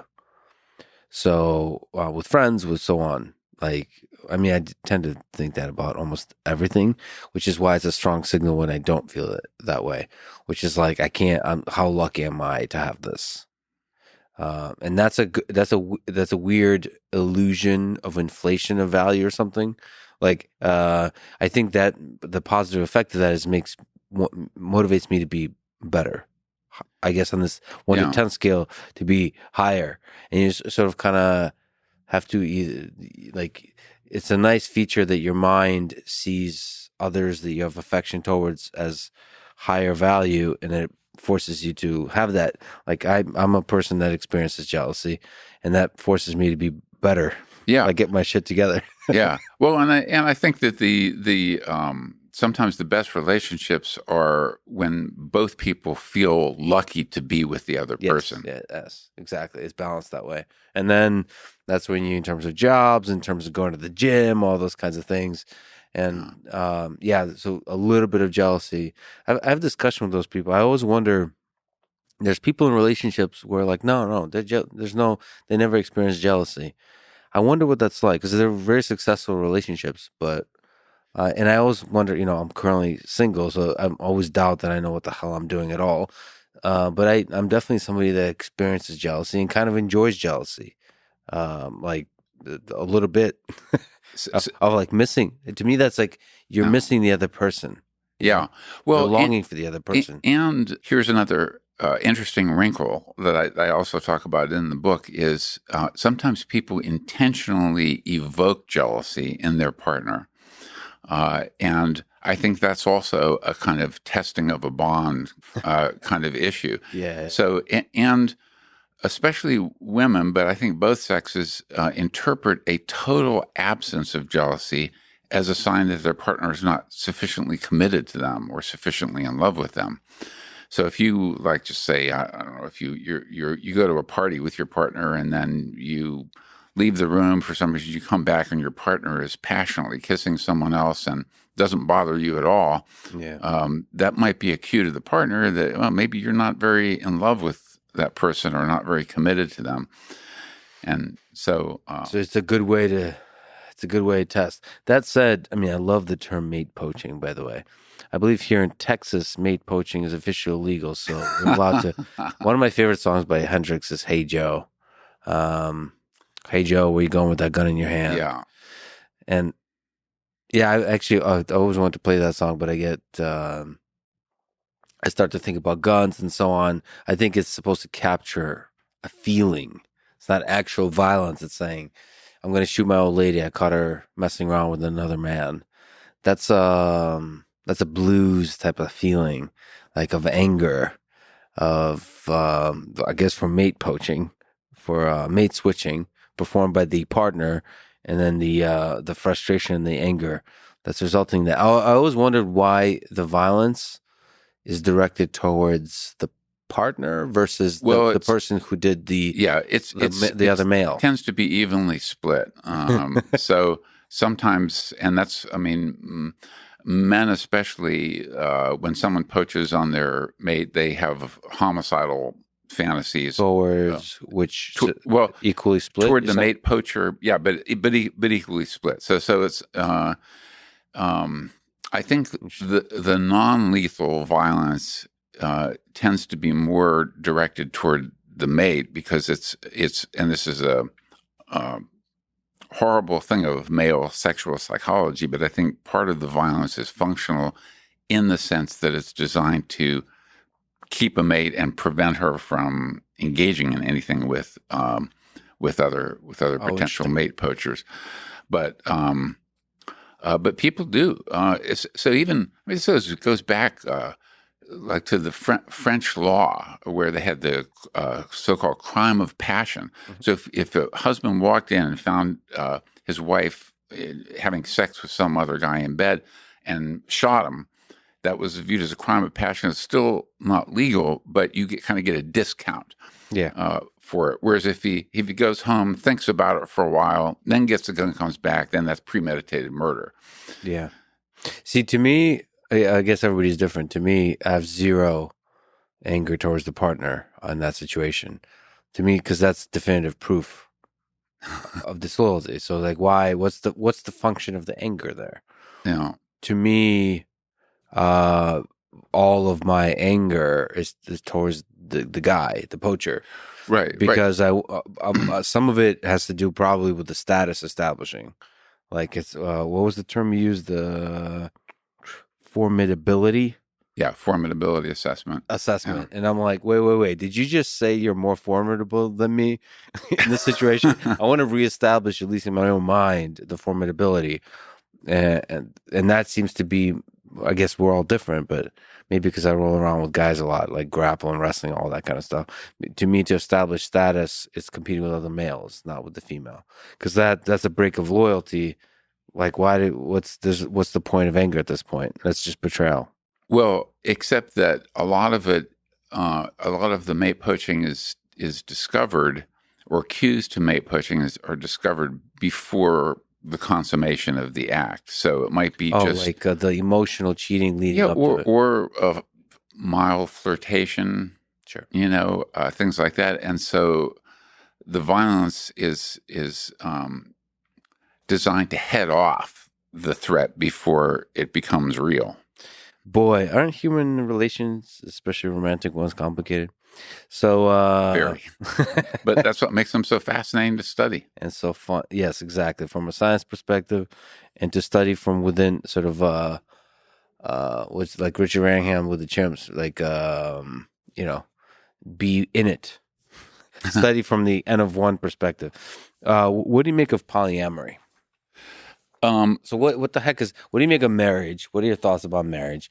What are your thoughts about lifelong monogamy? And what's your thoughts about polyamory, given that we've been talking about ideas of mate switching and poaching and all that kind of stuff? Yeah, I think that we evolved to be, I prefer the term pair bonded species. So pair bonding is one of the strategies. Pair bonded long-term mating is one of the strategies. But that doesn't necessarily mean for decades and decades or lifelong, because we often pair bond serially. So we get into a relationship that might last a year or 5 years and then break up and then form another relationship. So we engage in serial mating. We engage in infidelity. We engage in some short-term mating, so we have what I describe as a menu of mating strategies, and which particular mating strategy an individual adopts depends on a wide variety of factors. I think some are just kind of personal proclivities. Some depend on your mate value. So if you are an 8, a 9, or a 10, you have more options for what mating strategy you want to pursue. If you're a 1 or a 2, you're not going to be able to be polyamorous in all likelihood. There's a lot of attention to polyamory now, and it's unclear whether there's an increase in it or whether people are just talking about it more. It is the case, and I know several people who are in polyamorous relationships, and I've talked with them in detail about them. And jealousy is often a factor in that, and they describe it as kind of like an emotion that has to be somehow tamed or dealt with in some way. And so in polyamory, there are many different types of polyamory. So in like one type, for example, is you have a primary love partner and then some others on the side that are permitted, usually in consensual terms, within an explicit contract that the primary partners work out. So it's okay if I know as one couple, it's okay if you do it outside the city limits of Los Angeles, but not within. Some say it's okay for Thursday, but I want the weekend, Friday and Saturday nights to me. It's okay if there's sexual involvement, but no emotional involvement. So there are different strategies that people work out, and some of them are designed to try to keep jealousy at bay. Because I think it's an evolved emotion that is a natural emotion that people experience. Now, interestingly, there's a while we're on this topic, there's a sex difference therein. Namely, if you contrast sexual jealousy with emotional jealousy, or sexual infidelity with emotional infidelity. And so we in one set of studies, I put my participants, or we used to call them subjects, into this, what I call the Sophie's choice of the jealousy dilemmas. Where I said, imagine your partner became interested in someone else, and you discover that they have had passionate sexual intercourse with this person, and they've gotten emotionally involved with them. They've fallen in love with them. Which aspect of the infidelity upsets you more? And and that's why I call it the Sophie's choice. Both terrible choices. Right? Yeah. But men much more likely to say the sexual infidelity is what upsets me. More women, it's like, why even ask me? It's a no-brainer. 85% of the women say the emotional infidelity is what bothers them more. Former student of mine, Barry Cooley, did a really interesting study of analysis of this reality show called Cheaters. I've actually never seen it, but where if you suspect your partner of cheating, then a detective from the TV team will follow the person, and then they'll call up and say, "We've just found your husband here in the no-tell motel. Do you want to come down and talk to him?" And so what he analyzed, though, was the verbal interrogations that people had when they confronted their partner, and women wanted to know, are you in love with her? Men wanted to know, did you fuck him? Mm-hmm. Or did you have sex with him? Mm-hmm. And so it's this sex difference in sensitivity to these different cues of infidelity. And of course, there's an evolutionary logic to this sex difference. And it's been replicated, not the cheater study, but the hypothetical Sophie's Choice study has been replicated now in Sweden and China, and it's a universal sex difference. So, given that sex difference, and you mentioned another one that just returned to, which is in the engineering disciplines. Yeah, person-thing orientation.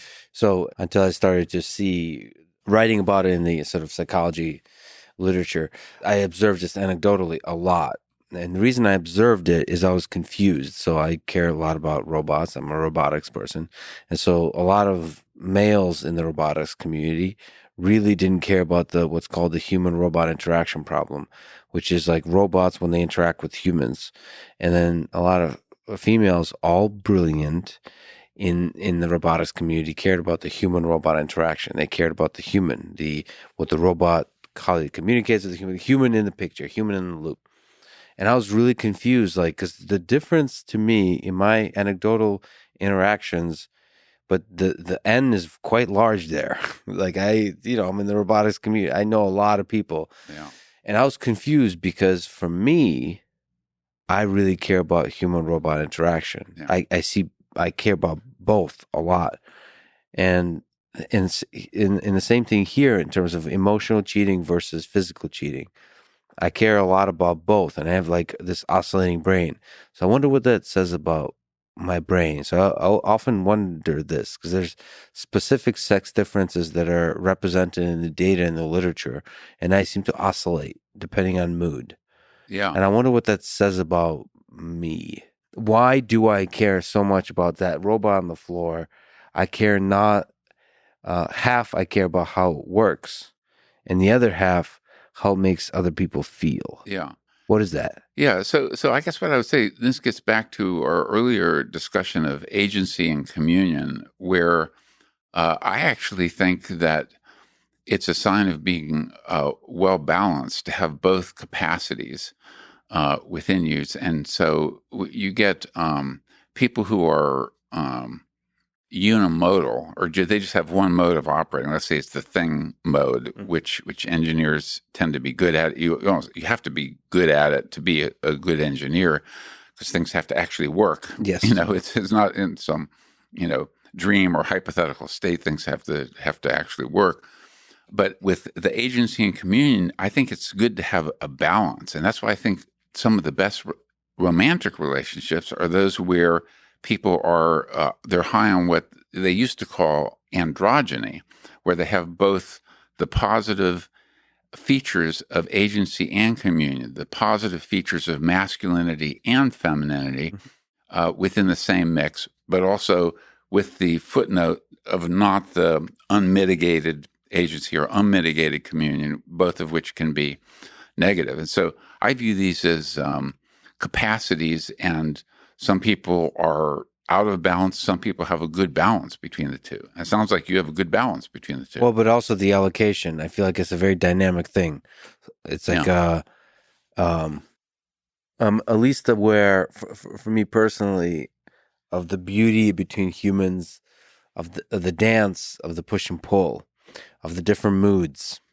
It's like a dynamical system. It's not two static entities fully represented and consistent through every interaction. Yes. Yeah. Sometimes, people might confuse the fact that I often talk about love, and I love humans, that I don't have a temper, that I don't have I lose my shit all the time, especially like on things I really am passionate about, like people I work with and so on. Yeah, I'm all over the place. Yeah. But underneath it, there's a deep love and respect for humans. But I lose my shit all the time, and that chaos, that roller coaster, I think that's what makes human relations awesome. I mean, the push and pull of it. Of course, it can oscillate too far, which is when it becomes Amber Heard type of situation, when it turns to emotional or physical violence, when it turns to jealousy, crosses a line where it's hurtful, and there's it crosses that vast gray landscape of what is abuse versus what is just beautiful turmoil of human nature, right? Yes. Yeah. And it's complicated. It's yeah, it's complicated, and it's dynamic. And I would just add to I thought you phrased that brilliantly. But I would just add to that, it also depends on sort of what you're trying to do. And so I think some of the oscillation can be what problem you're trying to solve. And so if you're, I don't know, trying to, build a bridge or something, you need to be very thing oriented and, make sure the damn thing actually works and doesn't collapse when a car goes over it. If you're trying to form a relationship, and you're entirely thing oriented, it's not going to work. And that's one of the people. One of the things with and males tend to be more on the so-called spectrum side of things, where one of the hallmarks is a deficit in social mind reading. Just to add to your point about, I guess I've already made it, that of the dynamic properties of the roller coaster is depending on what problem you're trying to solve, you might want to toggle back and forth to one pole or the other. You wrote a book called Why Women Have Sex, Understanding Sexual Motivations from Adventure to Revenge. That sounds fun. And everything in between. So why do women have sex? Well, I co-wrote it with a female who's Cindy Meston, a wonderful friend and colleague and co-author and co-collaborator. I wouldn't be presumptuous enough to write a book called Why Women Have Sex by myself as a male. Did you contribute anything to this book? I'm just kidding. I did, but I have to tell you a story about the origins of this idea, which I give credit to Cindy Meston for. And she's a colleague in the psychology department with me, and we would go out to dinner once a week or so, and we were just talking about this. She raised this issue, and so we started to brainstorm. Well, originally it was why humans have sex, and that's the scientific article we published was why humans, because we're interested in males and females. And so I said I would come up, they have sex because of X, and then Cindy Meston would come up. She'd say, "Oh, here's 7 other reasons."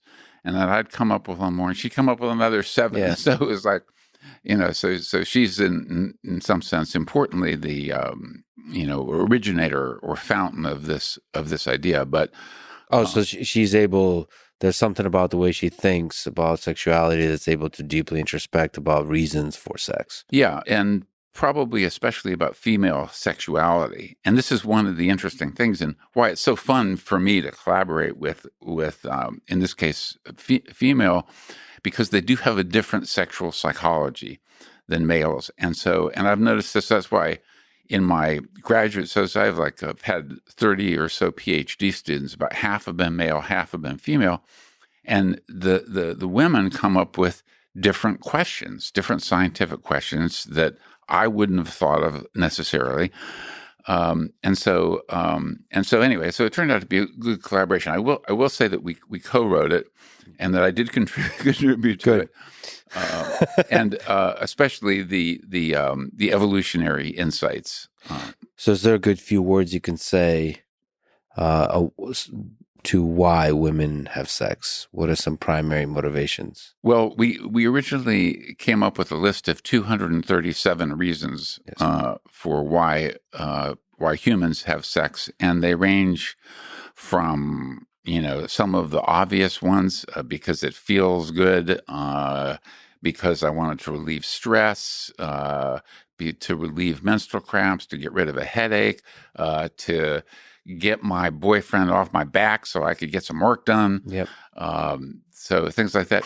To others, there's another one, so that he'd take out the damn garbage. Yeah. Was one. Yeah. But another one, it was kind of interesting that one nomination was to get closer to God. So there were some that were kind of spiritual motivations for having sex. And then some of the nastier ones, like to get revenge on my partner, or to get revenge on a rival. So that's like sleeping with my, rival's boyfriend. Yes. So there's some nasty stuff and some good stuff in there. It's so fascinating because sex has such a powerful role in our psychology, but also in our culture. So you can make significant statements in the status hierarchy. About your the selection of your sexual partner.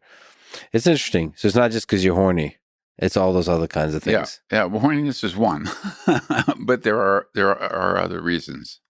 What about different kinds of sex? So what's again? This is not the Humor in Lab podcast. Rough sex versus quote making love. What's the explanation between all of that? All the various Now that's just a basic sort of split, but all the different kinks that humans establish, all the different fantasies and all those kinds of things. Yeah. Well, that's a complicated question for which I don't think we have sufficient time to get into that in detail. And it is complicated because there are some sexual fantasies sexual fantasies, by the way, I think are a really fascinating window into our sexual psychology, because in a way they're unconstrained by things like rules and norms in society and cultural presses, that you're kind of free to fantasize about whatever you want to fantasize about. So I think it provides an interesting window into human sexuality. And there are some predictable ones, and then there are some also individual or idiosyncratic ones. And there's a fundamental sex difference in this, in that when you talk about like fetishes, or like shoe fetishes, leather fetishes, different types of things, males are much more prone to those than females. Shoe fetish, you said? Shoe fetish, foot fetishes? Almost all fetishes, males are overrepresented. And I think it's partly because there's some evidence that they're classically conditioned. So I think that first or early sexual experiences that people have kind of condition them to the cues that are present during those early ones. And so if your first sexual experience happened to be, involve visual images of shoes, or you happen to be looking at shoes when you first had sex, it's just an example, or leather or zippers or whatever the case is, that people develop these very individualistic sexual turn-ons based on these early sexual experiences. So it could also be, you said have sex, but it could also be sexual feelings, early sexual feelings, like, because it... Yeah. So I wonder what that is about men, that they have when they first start experiencing sexual feelings, that they're more sensitive to the cues, and those cues somehow have a deep psychological effect on their development of their sexuality. So if they have kinks, that means they're somehow more cue sensitive, and maybe, does it matter if society like slaps them on the wrist for it? Does that help solidify the kinks? Yeah, I don't know about the society slap them on the wrist, but I think what it is this. I think this is the evolutionary hypothesis, anyway, about why there's this sex difference, and that is that men are conditioned to anything that's going to lead to sex, because whereas women don't have to be. From male perspective, because of women's greater investment, because the 9-month pregnancy, et cetera, in order to reproduce, women have to invest this tremendous amount. Men don't.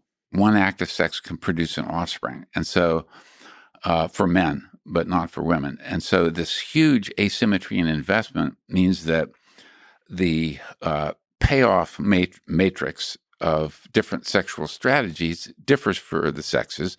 In that context, women become the valuable and scarce resource over which men compete. So anything that leads to successful sex is going to be selected for. And so men are very sensitive to being sexually conditioned. That's what's called sexual conditioning, to whatever cues are associated with sex happening.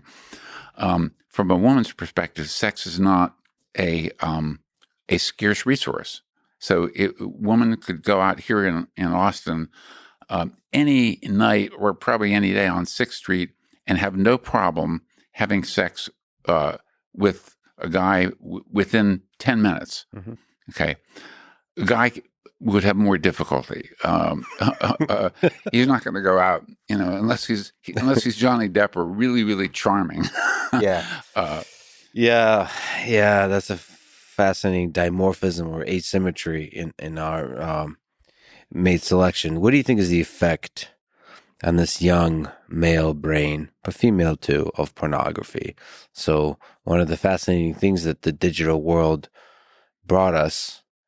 Now, I grew up at a time when like a magazine, like a Victoria's Secret magazine, was like my source of sexual inspiration.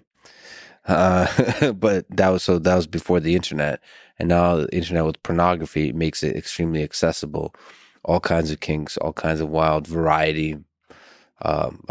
Variety in quantity is immense. So, what do you think how that affects mate selection, mating, and just the human psychology of the two sexes of the species? Yeah, great question. A big question.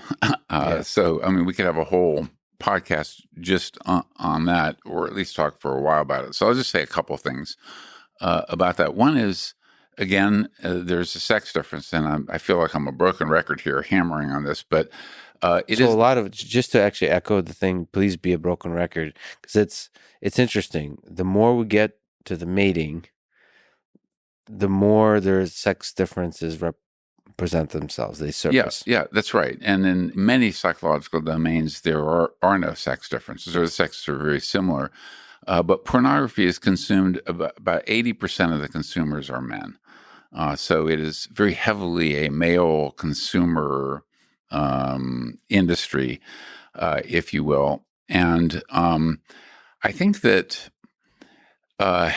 it can have positive and negative effects depending on the circumstances. So one potential negative effect is that men might develop unrealistic expectations about what sex will be like or should be like in real life.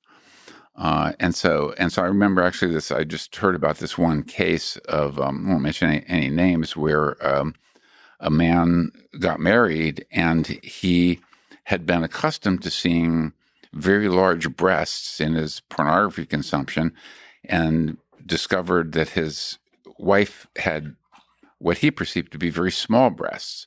In fact, they were actually just medium size, but because he had been so heavily exposed to pornography and the artificially enhanced breast size that is often depicted in pornography, that he had come to expect something that was unrealistic. In this case, that's not the way to lead off to a great sex life with your wife, by being disappointed in her breast size. So I think that people can develop, in this case, men, unrealistic expectations also about the kind of sexual acrobatics that porn stars engage in. And when they get in real life situations, can put pressure on women to become, Sure, to fulfill those kinds of images.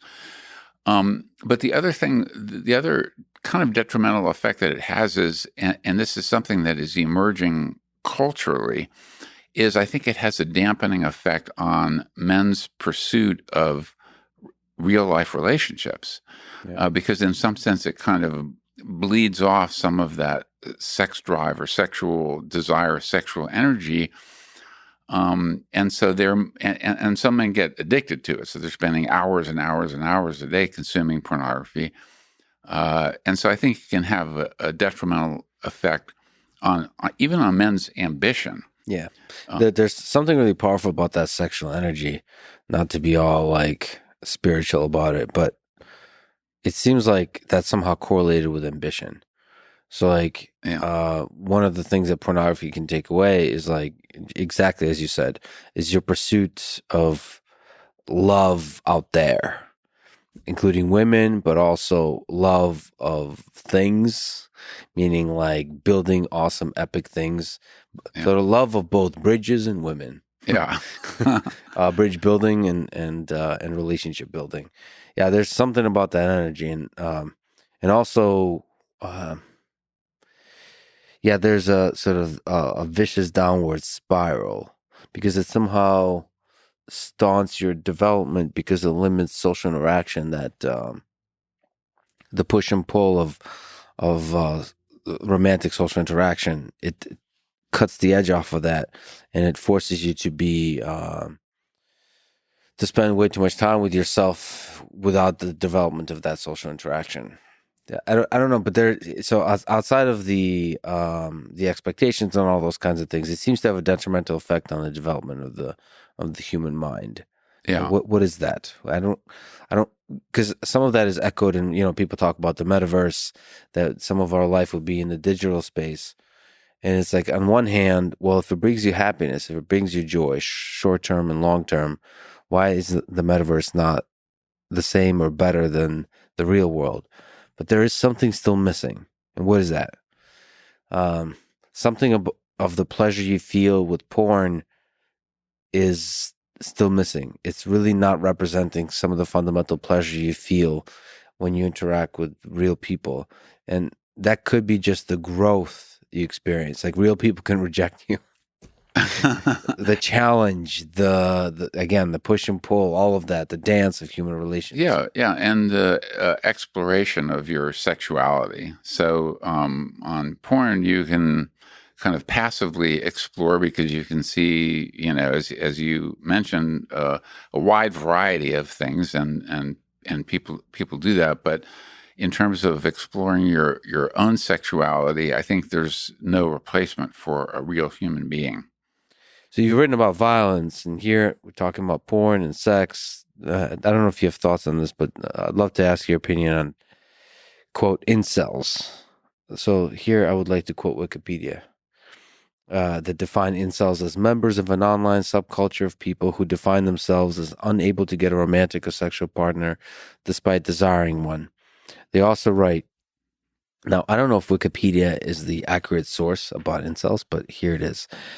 They write, quote, at least 8 mass murders resulting in a total of 61 deaths have been committed since 2014 by men who have either self-identified as incels or who had mentioned incel-related names and writings in their private writings or internet postings. Incel communities have been criticized by researchers and the media for being misogynistic, encouraging violence, spreading extremist views, and radicalizing their members. Is there some insight that you draw from this connection of sex and lack of sex to violence? Well, I think sex and violence are linked in various ways, and it's not just incels. So if you look at serial killers, for example, and this is another thing that true crime is kind of a avocation of mine. I just enjoy reading about true crime and following true crime stories. What's avocation? Hobby, A hobby. Or side interest. Super fancy word for hobby. I got it. Cool. Yeah. Like Ted Bundy, he was actually very charming and didn't have any trouble attracting women, but his killing spree started shortly after he was rejected by a very high status, attractive woman, and he felt a rage about being rejected by her. Now, who knows? That's an N of one, and we don't know if being rejected causes serial killing per se. But sex and violence are related in different ways. I argue, and I haven't studied the incel community in detail. I actually have an incoming graduate student who's going to start in the fall who has been studying the incels, and so he'll have a more informed picture. But my attitude is there are ways to improve your mate value. If you're having trouble attracting a mate, there are ways to improve your mate value, because a lot of things that women want in a mate are improvable. Women want guys who are compassionate, who are understanding, who are ambitious, who acquire resources, etc. They're who are physically fit. There are things you can do to improve your mate value. And so I would say, rather than I would encourage incels or the incel communities, rather than being hostile toward women or being angry at women, just do things to improve your mate value, and then you will be more successful at attracting women. Yeah, I mean, some of it, that's a fascinating. So your student will be studying that. There's listen, I love the internet. the internet always wins. And there's a fascinating aspect to it, which is just humor. And I'm fascinated by seeing the humor, whether it's 4chan or Reddit and all that kind of stuff, where people maybe will self-identify as incels as a joke, as a kind of basically representing the fact that, it's hard to get women. The struggle, and for women, it's hard to get a mate that they're basically jokingly representing the challenges, the difficulty of the mate selection process, that the desirable group is smaller than the entire group. That's it. And they're joking about it. But then it's interesting how quickly humor, again, a dynamical system, it can turn into anger. And that on the internet is so interesting to watch, like how light trolling is humor, but it can turn into aggression. And I've just seen, it's weird. It's weird how this is true on the internet, but you also just look at the dark aspects of the 20th century that I've been reading a lot about, how kind of light-hearted things turn dark quickly.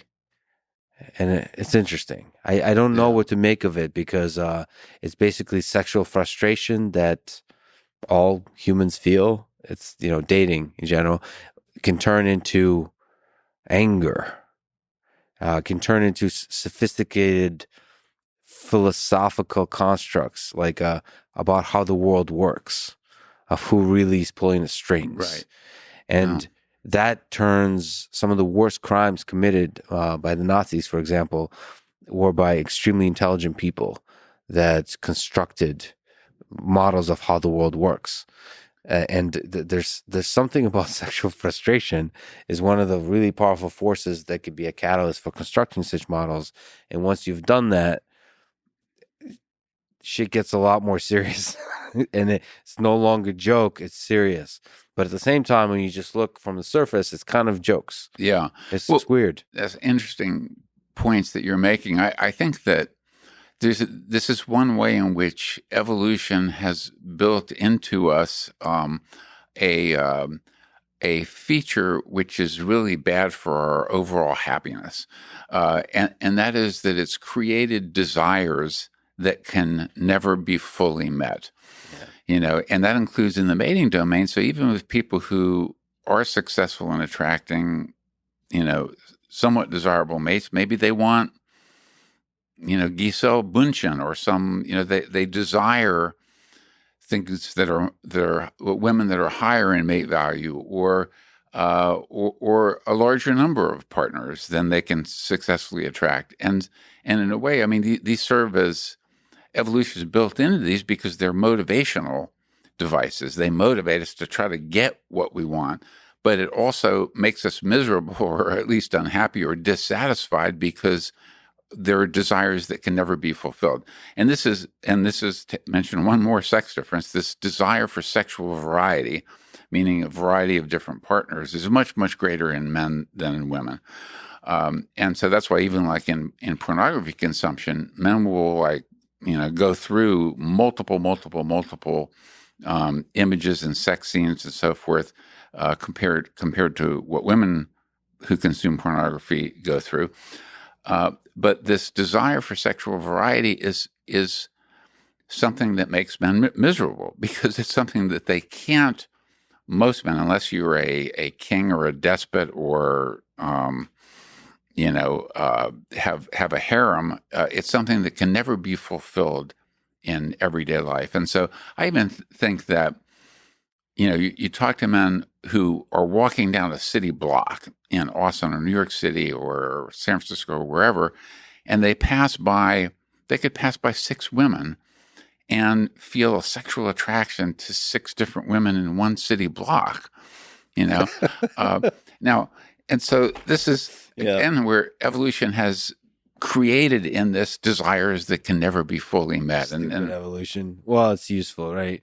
And the hilarious thing, that this is always about my own mind, but just observing people, once you get that 10 or that beautiful woman that you've been lost, you take her for granted and you move on to the next thing. There are classic cases like I don't know if you remember this case, but Hugh Grant was with Elizabeth Hurley, who is a gorgeous model, and he was caught having sex with a prostitute. I think it was in L.A. or whatever. And he's got Elizabeth Hurley.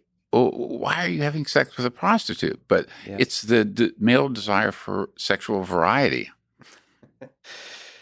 Well, let me do a little bit of a tangent here and ask you about just your work in general in terms of its interaction with the scientific community and with the world at large.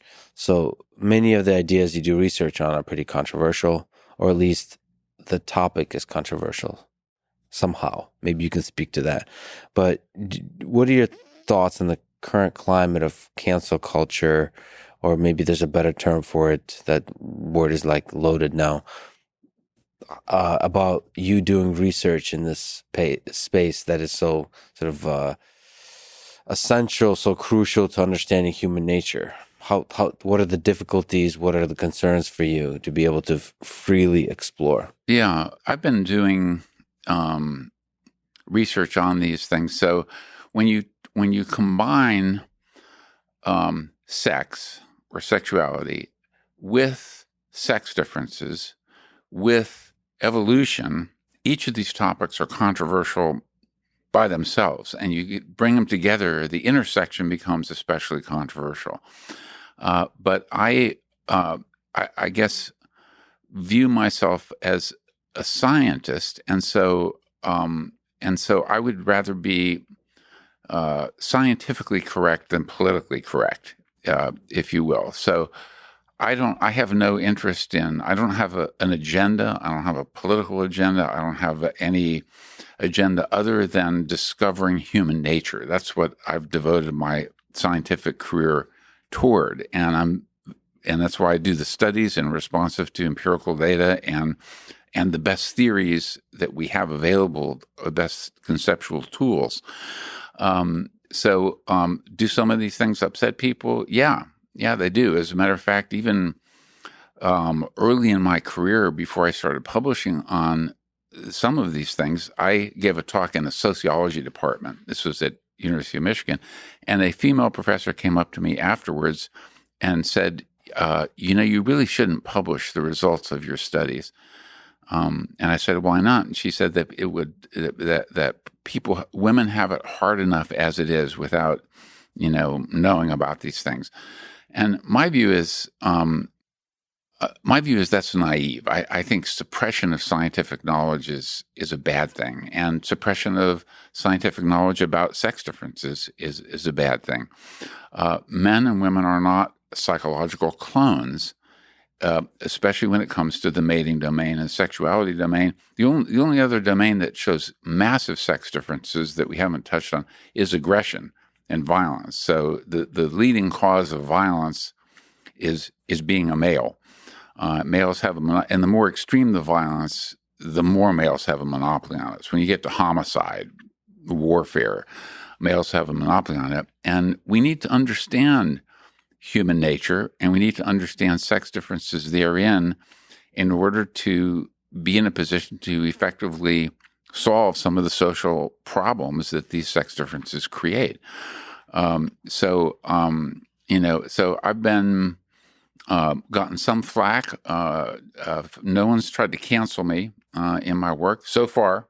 So I'm just wait. Yeah, yeah. So, but does it hurt you personally? Just is it psychologically difficult, to do this work? Because what is research? Is thinking deeply through things and doing studies, but also interpreting them and thinking through what is the right questions to ask. Yeah. What does this mean? And for that, you have to have a clear mind, an optimistic mind, a free mind, and all of that. So you're just a human. So psychologically, is it difficult? Does it wear on you?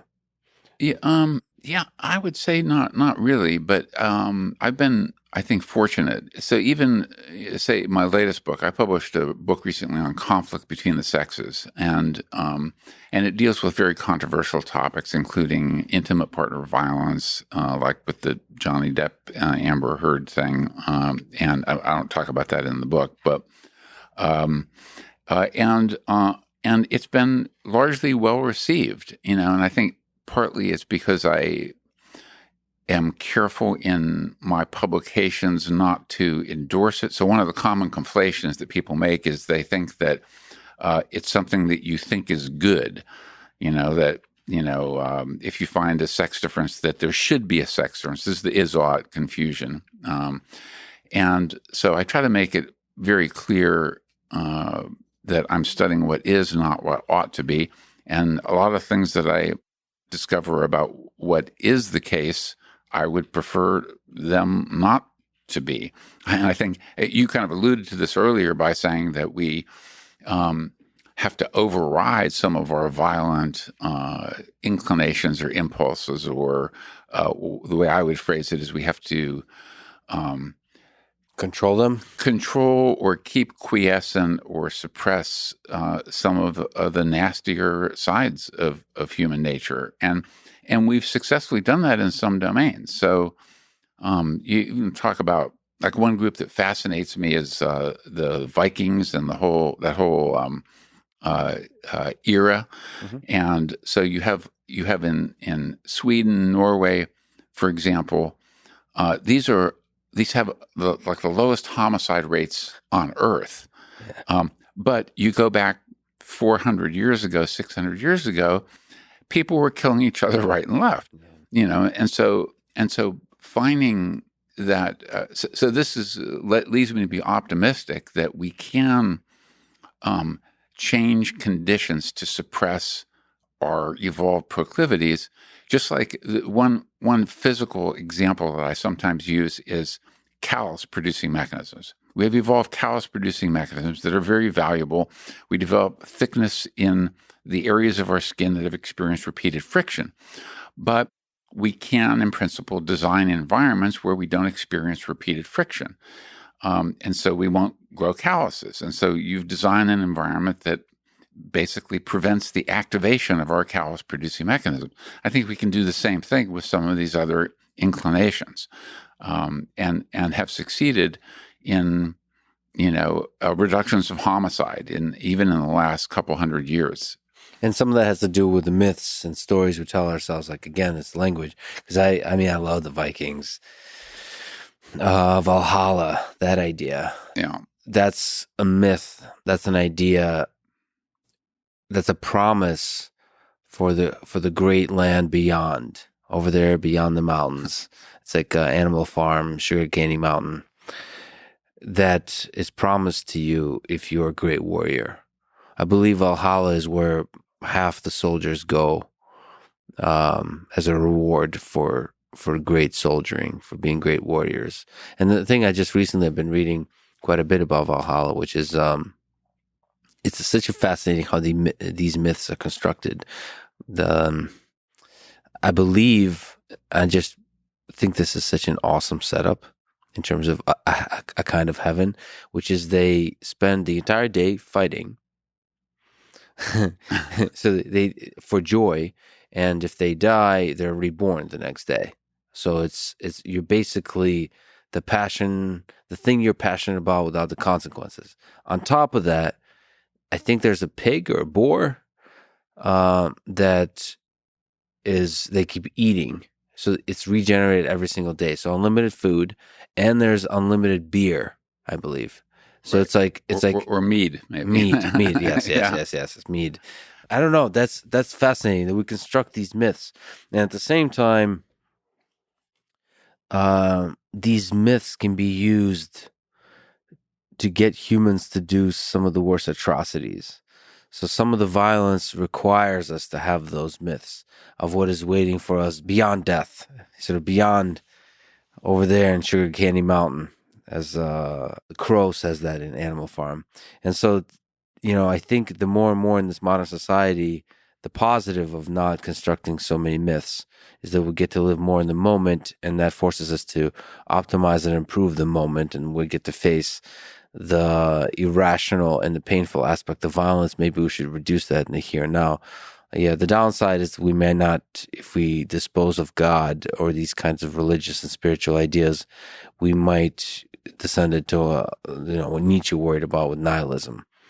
And it's a beautiful dance because humans seem to tie themselves together with narratives Yes. Yeah. and with myths and stories that we all believe. If you completely dispose of them, society, I don't know. We don't know. We don't know Yeah. what's going to happen, if it's going to collapse or if it's actually going to rediscover better myths, better stories, more scientifically grounded ones, ones that are driven in data and all those kinds of things. Yeah, I don't know. I mean, it's an interesting question. I mean, I don't have any brilliant insights into it other than that, to agree with you that people construct narratives, of their own lives and sometimes the life after death.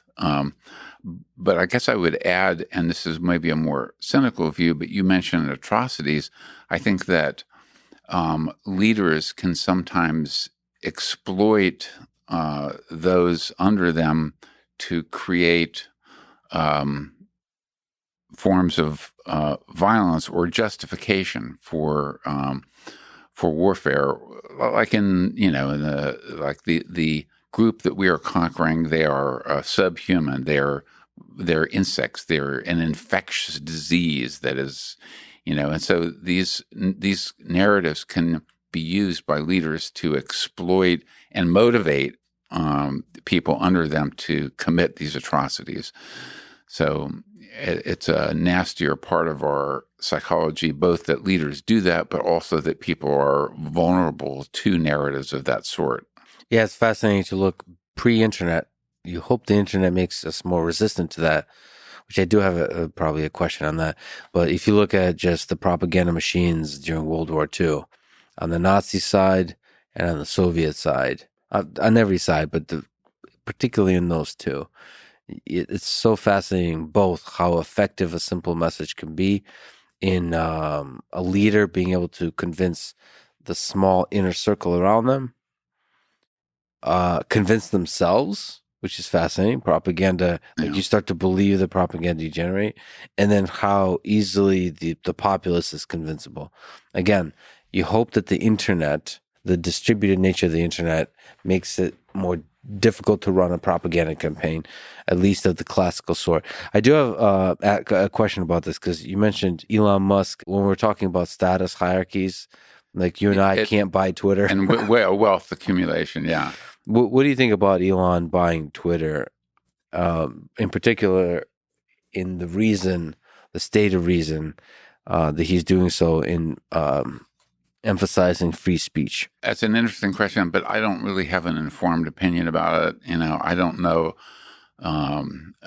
It's not my area of expertise, and I don't know enough details, and I also don't know what his plans are for Twitter. What changes he proposes to implement.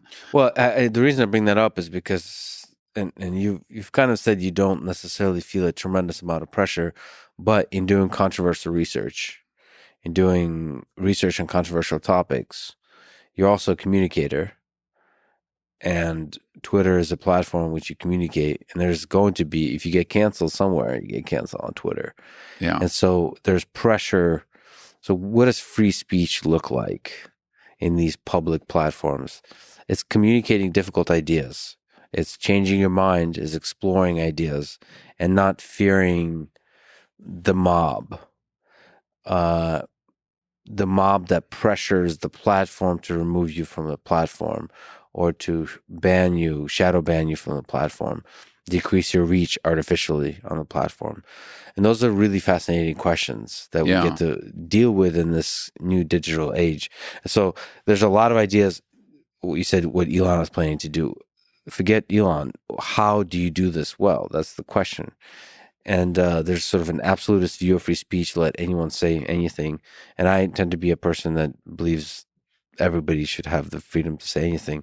The question with a social media platform is, well, can you force anyone to hear what you have to say? Because the viral nature of communication means that you can control who hears what you say. Yeah. The virality of that, the search and discovery aspect. And I think that's a fascinating question from the algorithmic perspective. the amount of data out there, just like papers, there's a huge amount of papers. What you want is to find the best papers, the ones you agree with, but also the ones that challenge you.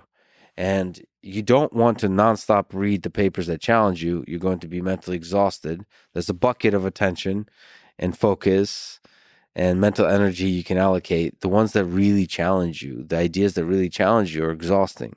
It's good. Yeah. Just like going to the gym, it's good. But then you also want to read things that are fun for you. And those are,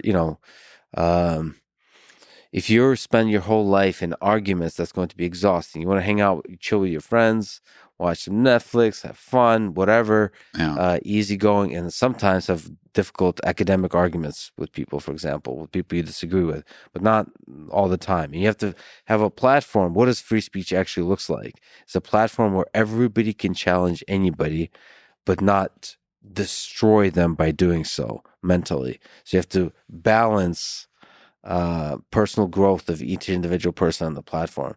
But definitely removing people from a platform is a terrible thing. So on top of that, it's like, how do you get measures that the platform is doing good?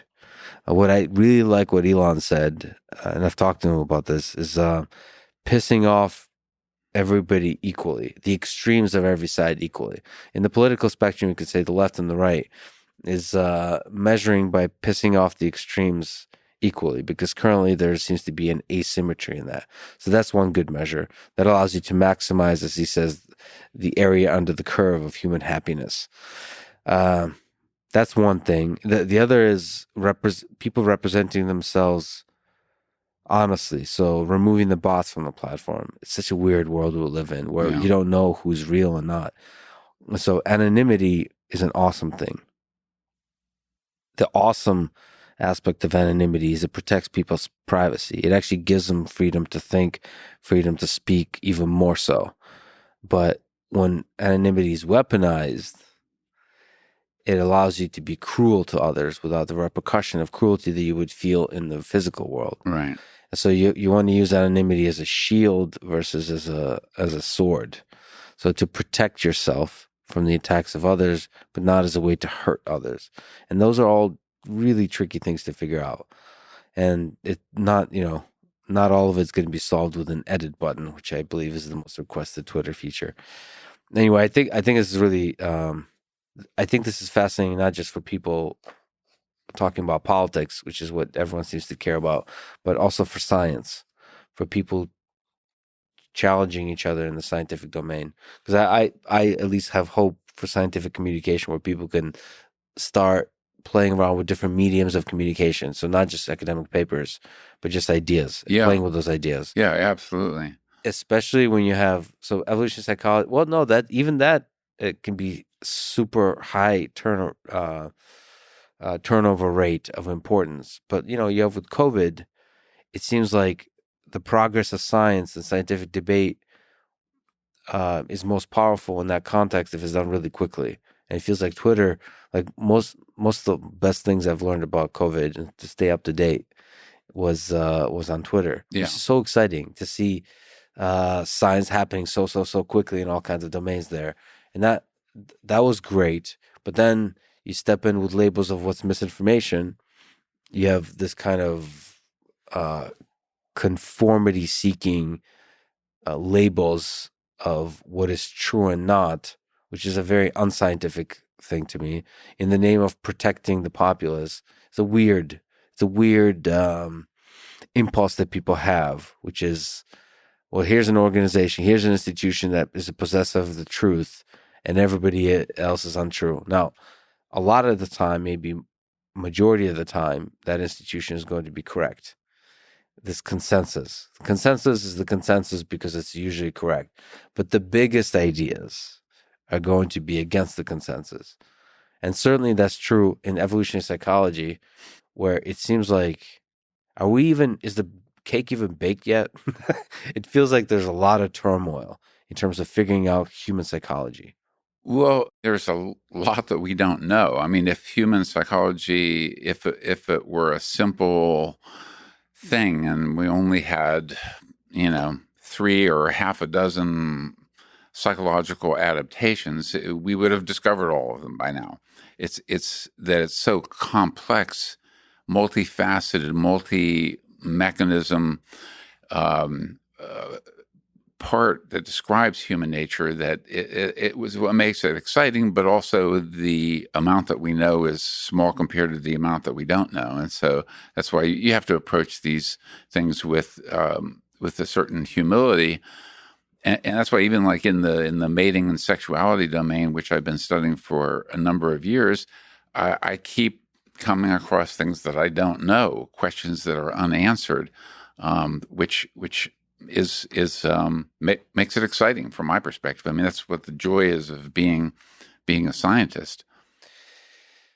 You mentioned, I got to return real quick to Ted Bundy. You mentioned you have so you've written about murder and violence, right, in a long distant past, but the thread runs through your work today. Who to you is the most fascinating serial killer of the true crime?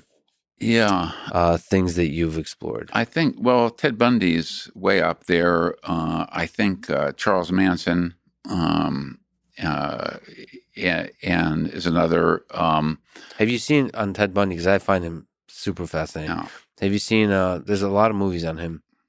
Extremely wicked, shockingly evil and vile.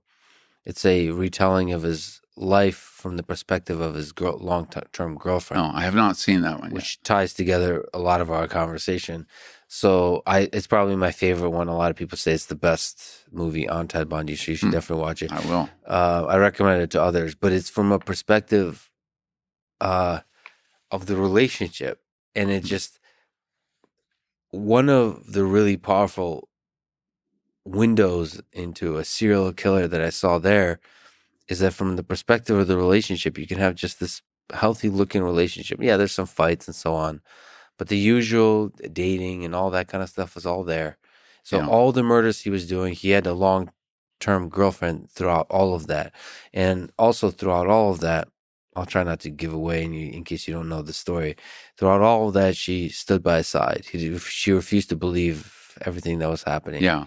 Until the very end.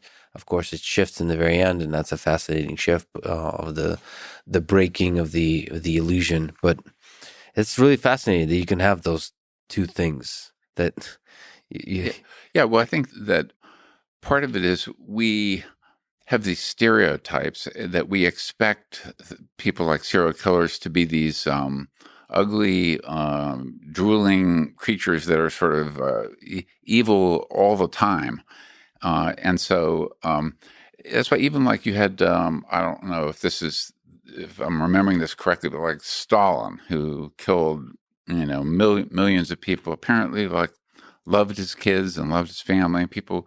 So we have, that's part of the complication, the complexity of human nature and human psychology is we don't have just this one, this one property that dictates how we behave in all circumstances. Yeah, the devil is going to be charismatic. That's why that's one of the things I've learned about just looking at evil people, looking at Jeffrey Epstein, who seemed to have hoodwinked quite a lot of people. Yes. Yeah, that's another fascinating case. Yeah, he wasn't a serial killer, but a serial sexual predator.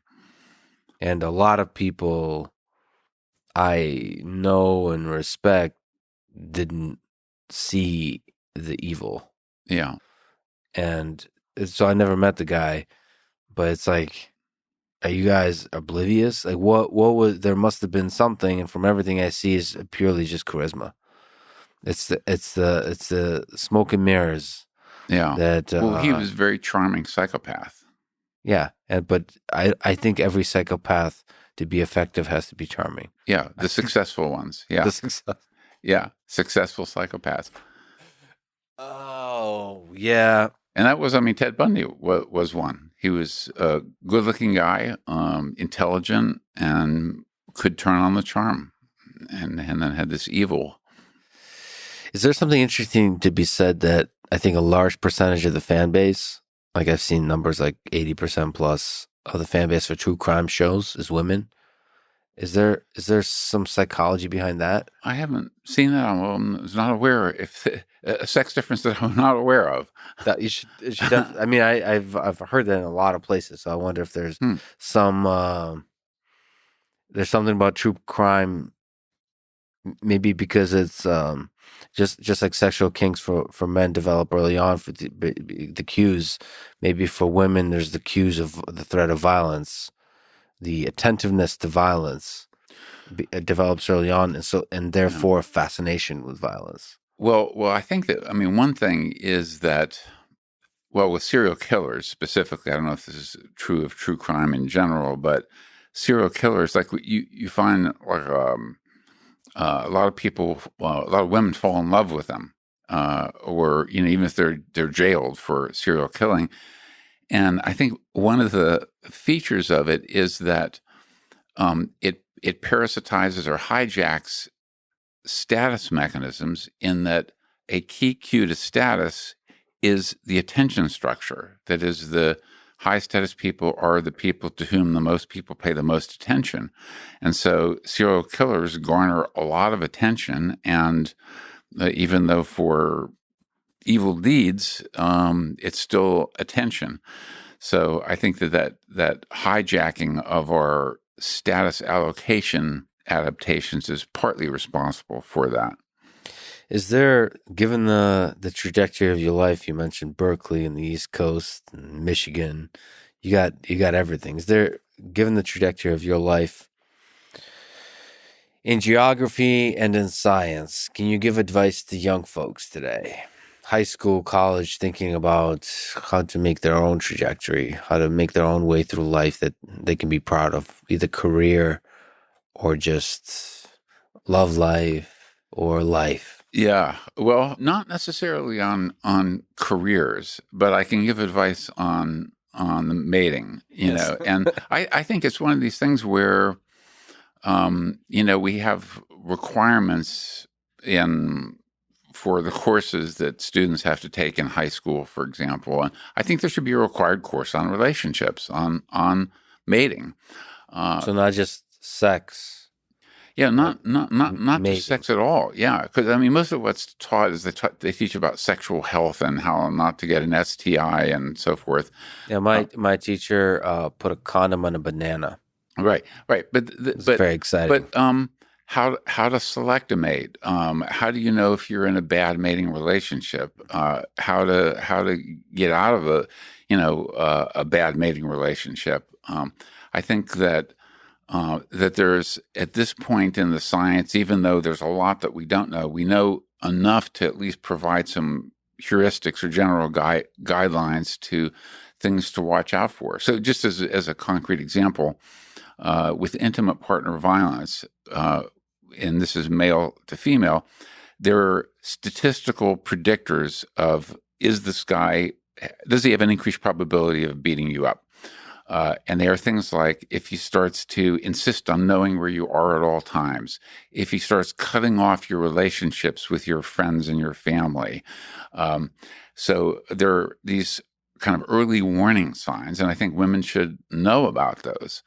Or even things like that women are most in danger of being killed by an ex during the first 3 to 6 months after they've broken up with him. That sometimes they think it's, the guy will say, "Oh, meet with me one last time, and then I won't bother you again." No, this is a dangerous time. So I think there's some knowledge that we do know that can be used to make informed decisions about our mating lives, and I think that should be taught. So consider that, like, take that the mating strategies, the mating life seriously. Yeah, absolutely, and because aside from a small number of people who are totally uninterested in any kind of mating or sexuality, and there are a small percentage that fall into that category, we all confront problems of mating. How do you, there's that called the mathematical model, like secretary problem, marriage problem. I don't know if you're familiar, but basically you have it's a silly, perhaps not. It's a formalized, simplified queuing theory type of thing where you have n subjects and you get to date some number of people, and then there's a stopping condition. I believe it's n over e, beyond which you pick the next partner, which is better than anybody you've dated before. So let's not overemphasize that idea, but if I were to psychologize it, I would say that some exploration is good, some dating is good, but at a certain point you pick somebody, given the set of people you've explored, you pick somebody who is pretty desirable within that group. Yeah. But I would add that what you also want to do is you want to mate with someone who's equivalent in mate value, or has, even what's more difficult is has a likely equivalent future mate value trajectory, because nothing remains static. Yes. That's beautiful. But it's also the case that there are individual things, we haven't talked about these, but things like religious orientation, political orientation, values, these are extremely important to be compatible on. And so you do have cases of, let's say, a Democrat marrying a Republican, and that sometimes works, but you're going to get into a lot of conflict, other things being equal, or someone who's deeply religious versus someone who is not at all religious. That's going to be a problem. Or someone who's of a different religious faith. And so compatibility on those things, compatibility also on personality dimensions. I think there's some main effects. So I would recommend avoiding that dimension we talked about of emotional instability, because if you sign up for that, you at least should know you're going to be in for a lot of conflict. It may be exciting at times, but there's going to be a lot of ups and downs. Know what you sign up for. What about how much to date? So there's a culture. I'm speaking soon to a founder and longtime ex-CEO of Tinder. So there's that culture of digitalized dating, of swipe right, swipe left. Is it positive, negative? How much should you date? What's the number? And also, what number of sexual partners should you? What's optimal? Asking for a friend. I don't know if there's a single optimum there. I was hoping there was. I think that is it single digits or double digits? I need answers. Well, I don't know. I get some of my wisdom from lyrics from songs. So me too. There's this Eagles song. I think Don Henley, said something like a lyric of "Too many lovers in one lifetime ain't good for you," or something like that. Yeah. But I think there is a Take It Easy is a good one too. Yeah. Or basically don't get too attached. Don't take heartbreak too seriously. Yeah. But I think, internet dating, and there's been some work on them. I think has its pluses and minuses. And one of the pluses is it gives you access to potential pools of mates that you could never possibly meet in real life.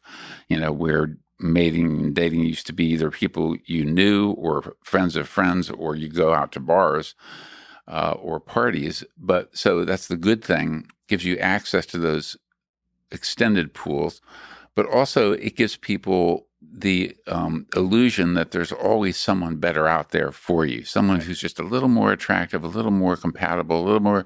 And so it produces what's sometimes called decision paralysis. You have too many options and you can't choose.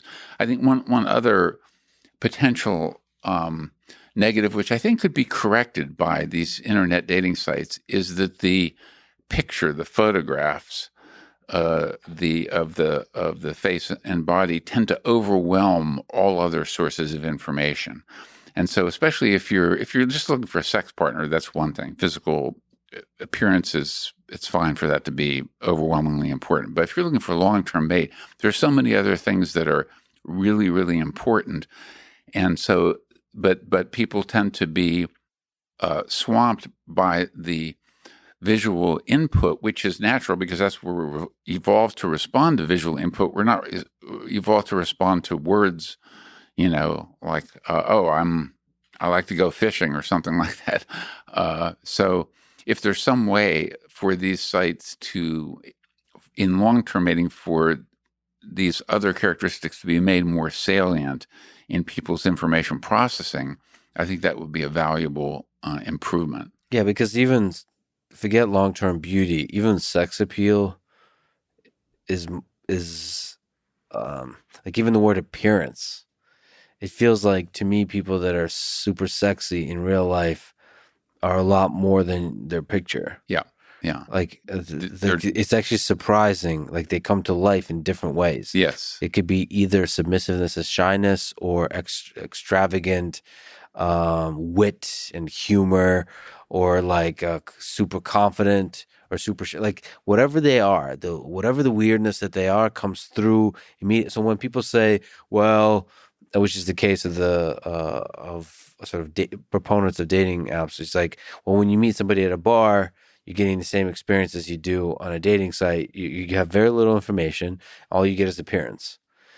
But I don't think appearance on the screen is the same as appearance in real life, especially with people that for some reason you find super sexy. Because and again, the objectification that we mentioned earlier is it over optimizes for people who are good at taking pictures of themselves. Like they're representing themselves inaccurately. They're not just even in the physical features, but in the way those physical features are used in physical reality, like in terms of body language, in terms of flirtation, in terms of just everything put together. So I just I wonder if there's a way to close that gap. And I don't know what that is exactly. I tend to believe more information is good on dating. I don't use actually dating apps. I just because they don't make any sense to me because there's not enough information. Like what this like to me, like whether you know Dostoevsky or not is important. And I don't mean that because you read specifically a book by Dostoevsky, but there's something about, have you suffered? Have you thought about life deeply? Have you been shaken in some way? And that's not, sometimes books can reveal that, sometimes something else can reveal that, but this kind of very shallow resume, like, I like to travel, I have boobs. Right. It's like this kind of thing it loses the humanity of it all. Yeah. Because listen, as a fan of technology, I would love dating to open up, like you said, the pool of possibilities out there. The soulmate idea, like I believe that there's an incredible people out there for you that is an emotional connection, not just a physical connection. And so that the promise of digital tech is that you can discover those people. And that's not just for romantic relationship, it's for friendships, it's for business partners, it's for all that kind of stuff, like your friend groups. But yeah, there's something seems broken about dating sites. Yeah. Well, that's why, I mean, when I'm asked for advice on this, I say, if you feel like you have a connection with someone, meet them in person. You meet them in real life. And take a road trip, like you said. Yeah. Stress test it. Yes. Yeah. Because there's only, I mean, so much you can learn through messaging and so forth. Amongst all of this, we didn't really mention love, which is hilarious. So let me ask you, in the last just few questions, what's the role of love in all of this in the human condition? So if we talked about mating, we talked about mate selection, we talked about all the things we find attractive in a mate, the status hierarchies and all that kind of stuff. What about that deep connection with a human being that's hard to explain? Well, we talked about it a little bit, but so if we're talking about love, like romantic love, I think it's an evolved emotion that evolved in part to solidify long-term pair bonds, and is different from the love of a parent for a child, or brotherly love, or sisterly love, or other friendship love. I think these are different phenomena. But if we're talking about romantic love, I think it's an evolved emotion leading hypothesis is that it's a commitment device. So if I say to a potential mate,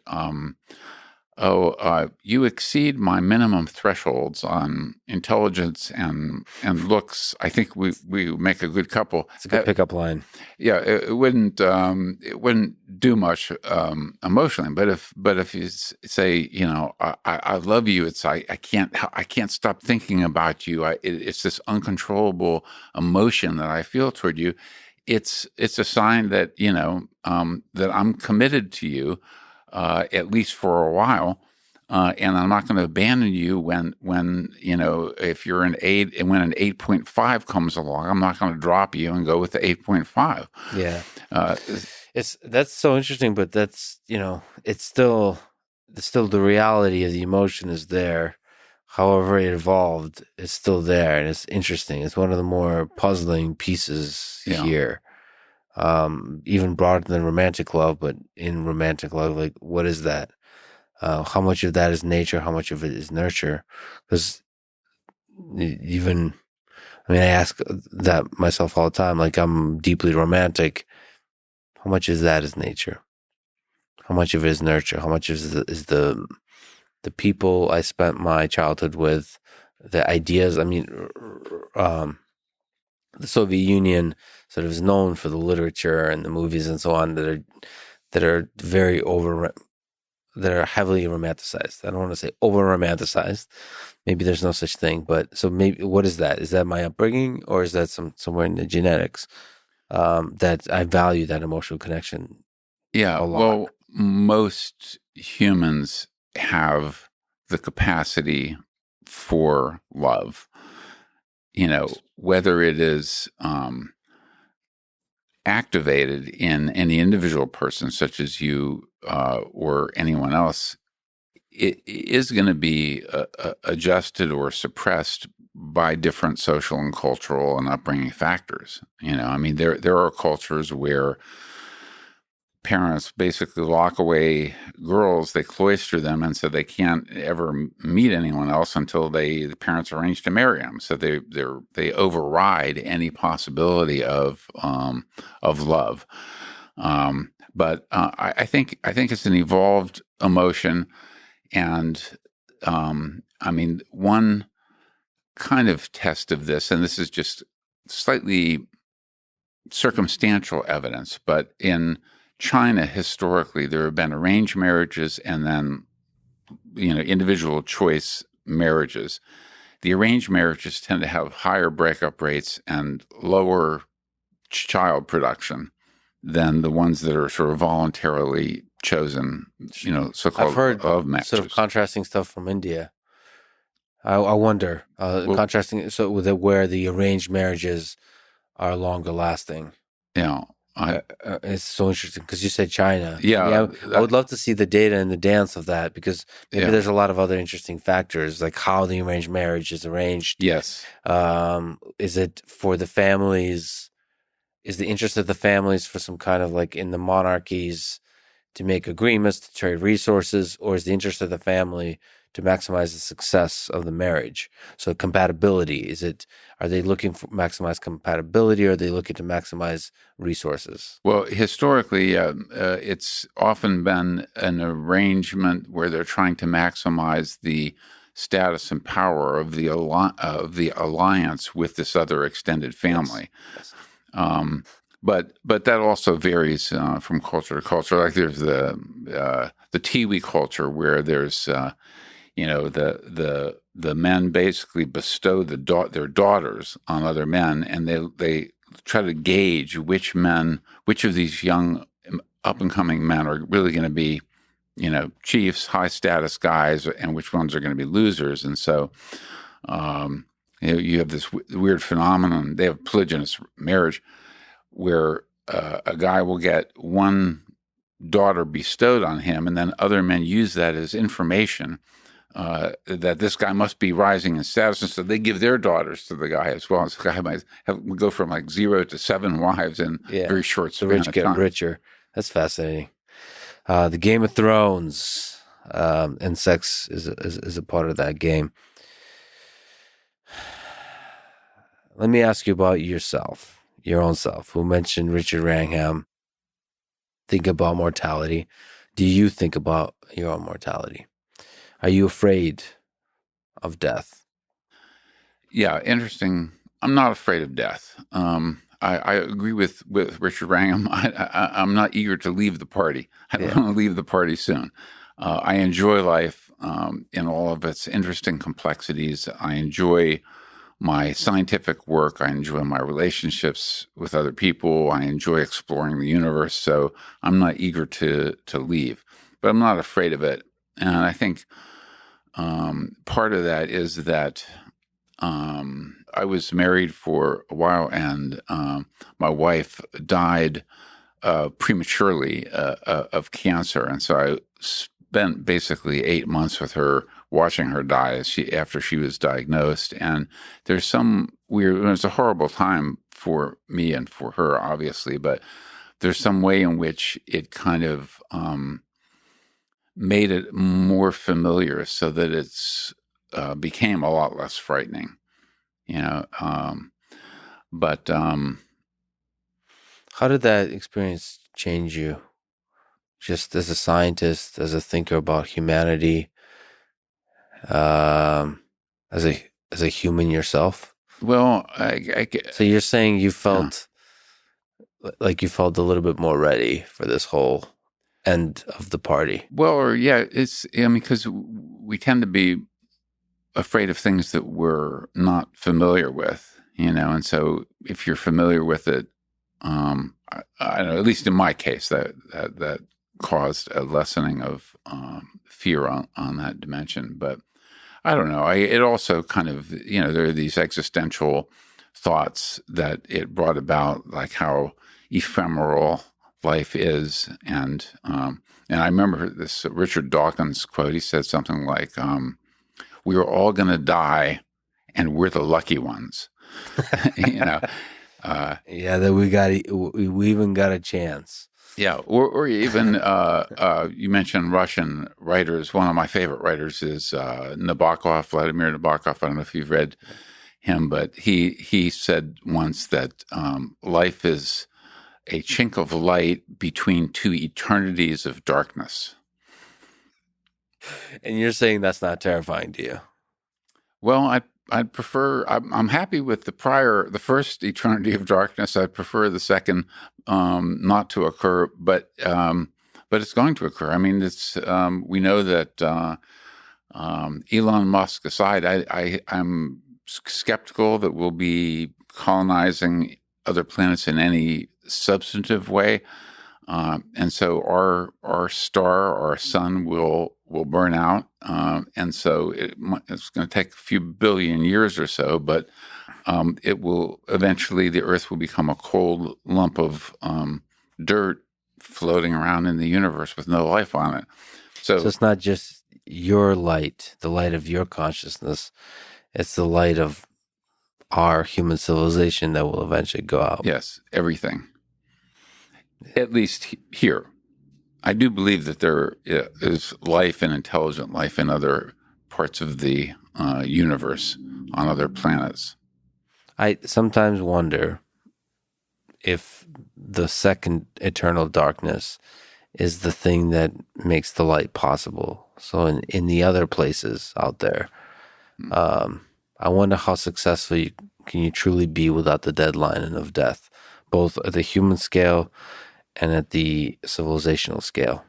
I feel like in order to create anything beautiful, we have to live on the edge of destruction. That seems to be, some people would say that's just a feature of our past, that our future can be otherwise. But, like you, I'm somebody that looks at the data. And currently the data says otherwise. But, of course, we're constantly changing the data because there's change. So we'll see. We see. I wonder what the future holds for us. Speaking of which, as as somebody who wrote a textbook on evolutionary psychology, what do you think is the meaning of the whole thing? What's the meaning of life? You're very good at describing how the human mind is the way it is, but why is it here at all? What's the purpose? Well, I can give you my answer to that, but I would actually love to hear your answer, because I know you've asked this question of dozens and dozens of people on your podcast. And Yeah. what are your thoughts on that? Well, first of all, my mind changes on that a lot, and I think the process of answering the question is the fun thing, not the actual final answer. I think the question itself is the most fun thing. But for me, usually, is two things. One is love, and we can talk a long time. What I mean by that is not just romantic love, and two is to create, and hopefully to create beauty. So. And again, I can talk forever what that means. For me personally, creating beauty means engineering and creating experiences like connection with others.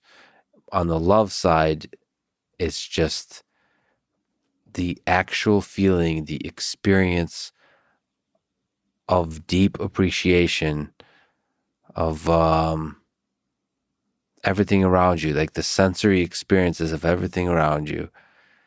Just feeling it every single moment, saying, I'm damn glad to be alive.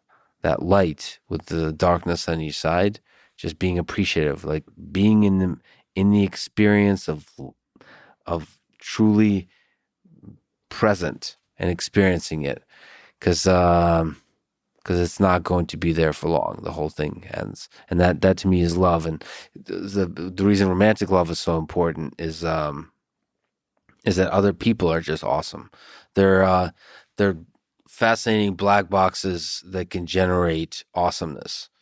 So can like other animals and objects for me, but humans in particular, for some reason, are just generators of awesomeness. Yes. They surprise us. Yeah. Yeah. And therefore a good target of love. Well, so that's a much more eloquent answer than I could give, but I'll just say a thought or two on that. And I mean, one of the things that what is the meaning of life? I mean, in some sense, if you're thinking about some eternal purpose, meaning like if we look 5 billion years hence, will any of this mean anything? I think the answer to that is probably no. Okay, but, and this is, I think, where my answer would concur with yours, is that I think we have a rich, evolved psychology that contains many complex adaptations. And at any one moment in time, most are quiescent, most are not activated. But for me, part of the meaning of life is experiencing the activation of a lot of these complicated, evolved psychological mechanisms. And they include romantic love, they include friendship, they include being part of a group or coalition, because I think we're an intensely coalitional species. So there's something about being a group member. So like just even, I don't know, if you're in sports, if your team wins, you feel that somehow you're part of that.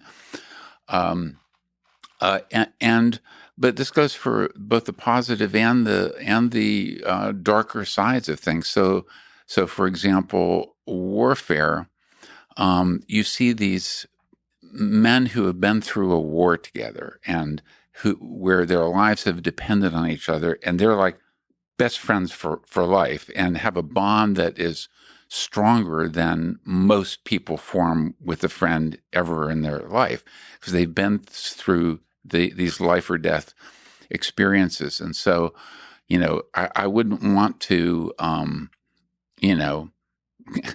doesn't cause me to want to charge off and be in war, but there are some types of adaptations, even like warfare adaptations, where in principle, I would like to experience them. I would like to experience, and never will, but what is it like to be in a coalition where you are in combat with another coalition, and not in modern warfare, because it's horrible, but where your life is in danger, where you depend for your life on other people, and they're depending for their life on you, and there's this kind of coalitional solidarity that is unique.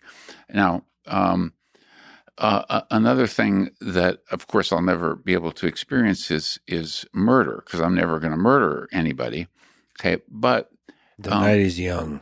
But studying homicidal ideation really gave me it was an eye opener. It was as interesting as studying sexual fantasies, because if you ask what triggers homicidal thoughts, ideation, most people have had them. Because I asked this question, have you ever thought about killing someone? And I get about 91% of men say yes, and about 84% of women say no. And even when I talk to people, they say one-on-one, they'll say, oh, no, I've never thought of killing someone. What kind of person do you think I am? And then 10 minutes later, I say, actually, there was this one time when this guy humiliated me in public. And so, but I think thoughts about killing, homicidal ideation, and they're very predictable from an evolutionary perspective. If you, like we mentioned, mate poachers earlier, and infidelity, and there are other things, but things like that, being humiliated in public, status loss, do trigger homicidal thoughts. So anyway, I don't go off too much on that, but I guess what I'm saying in answer to your question is experiencing the rich array of complex psychology that we have within us, most of which remains unactivated, and some of which will never be experienced. There's some people who will never experience love, for example, because of cultural restrictions or whatever. And so, to me, that's part of the meaning of life. So that's so beautifully put. The saying that they're kind of dormant, inactivated aspects of the psychological mechanism. So we have the capacity to experience a bunch of stuff. It's almost like in video games, you can unlock levels and so on. And so this is basically, there's all of these things that are dormant in our mind that we have the capacity to experience. And part of the meaning is to try to experience as many of them, or as many new ones, novel for the particular society, or maybe the entirety of human civilization. Who knows? Psychedelic drugs, like you said, violence, experiences that might have to do with brain-computer interfaces. The interaction with all of those are experiences. And so the question is, what is the ceiling? What are, how infinite or nearly infinite is the capacity of the human mind to experience all those things? And we'll get to discover those things. So I'm glad you never got a chance and never will get a chance to murder. But I just want to put it on record that that's definitely something on my bucket list. Why do you think I dress like this? Anyway, there is something appealing. Like, one of my favorite movies is Leon, the Professional. Oh, I love that movie. What is that? Why is that so exciting? Listen, maybe it's the OCD thing, like killing other bad guys. Right. No women, no children. No women, no children. Also loving that with Natalie Portman. Natalie Portman, incredible actress. Also the complex, whatever that is, the fatherly or romantic, whatever that is, like Lolita type of thing. I don't know what, I've never read a PhD thesis on that interpretation of that movie, but that's a fascinating one. Violence and love and sex. That's what makes life worth living. That's what makes it fun.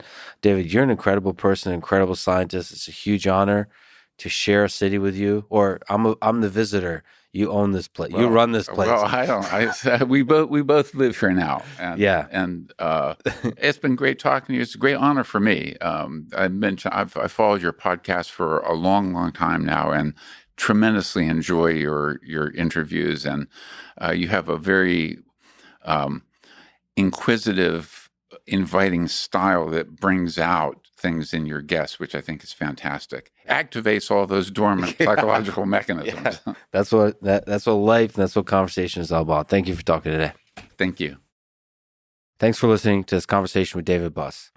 To support this podcast, please check out our sponsors in the description. And now, let me leave you with some words from E.B. White. If the world were merely seductive, that would be easy.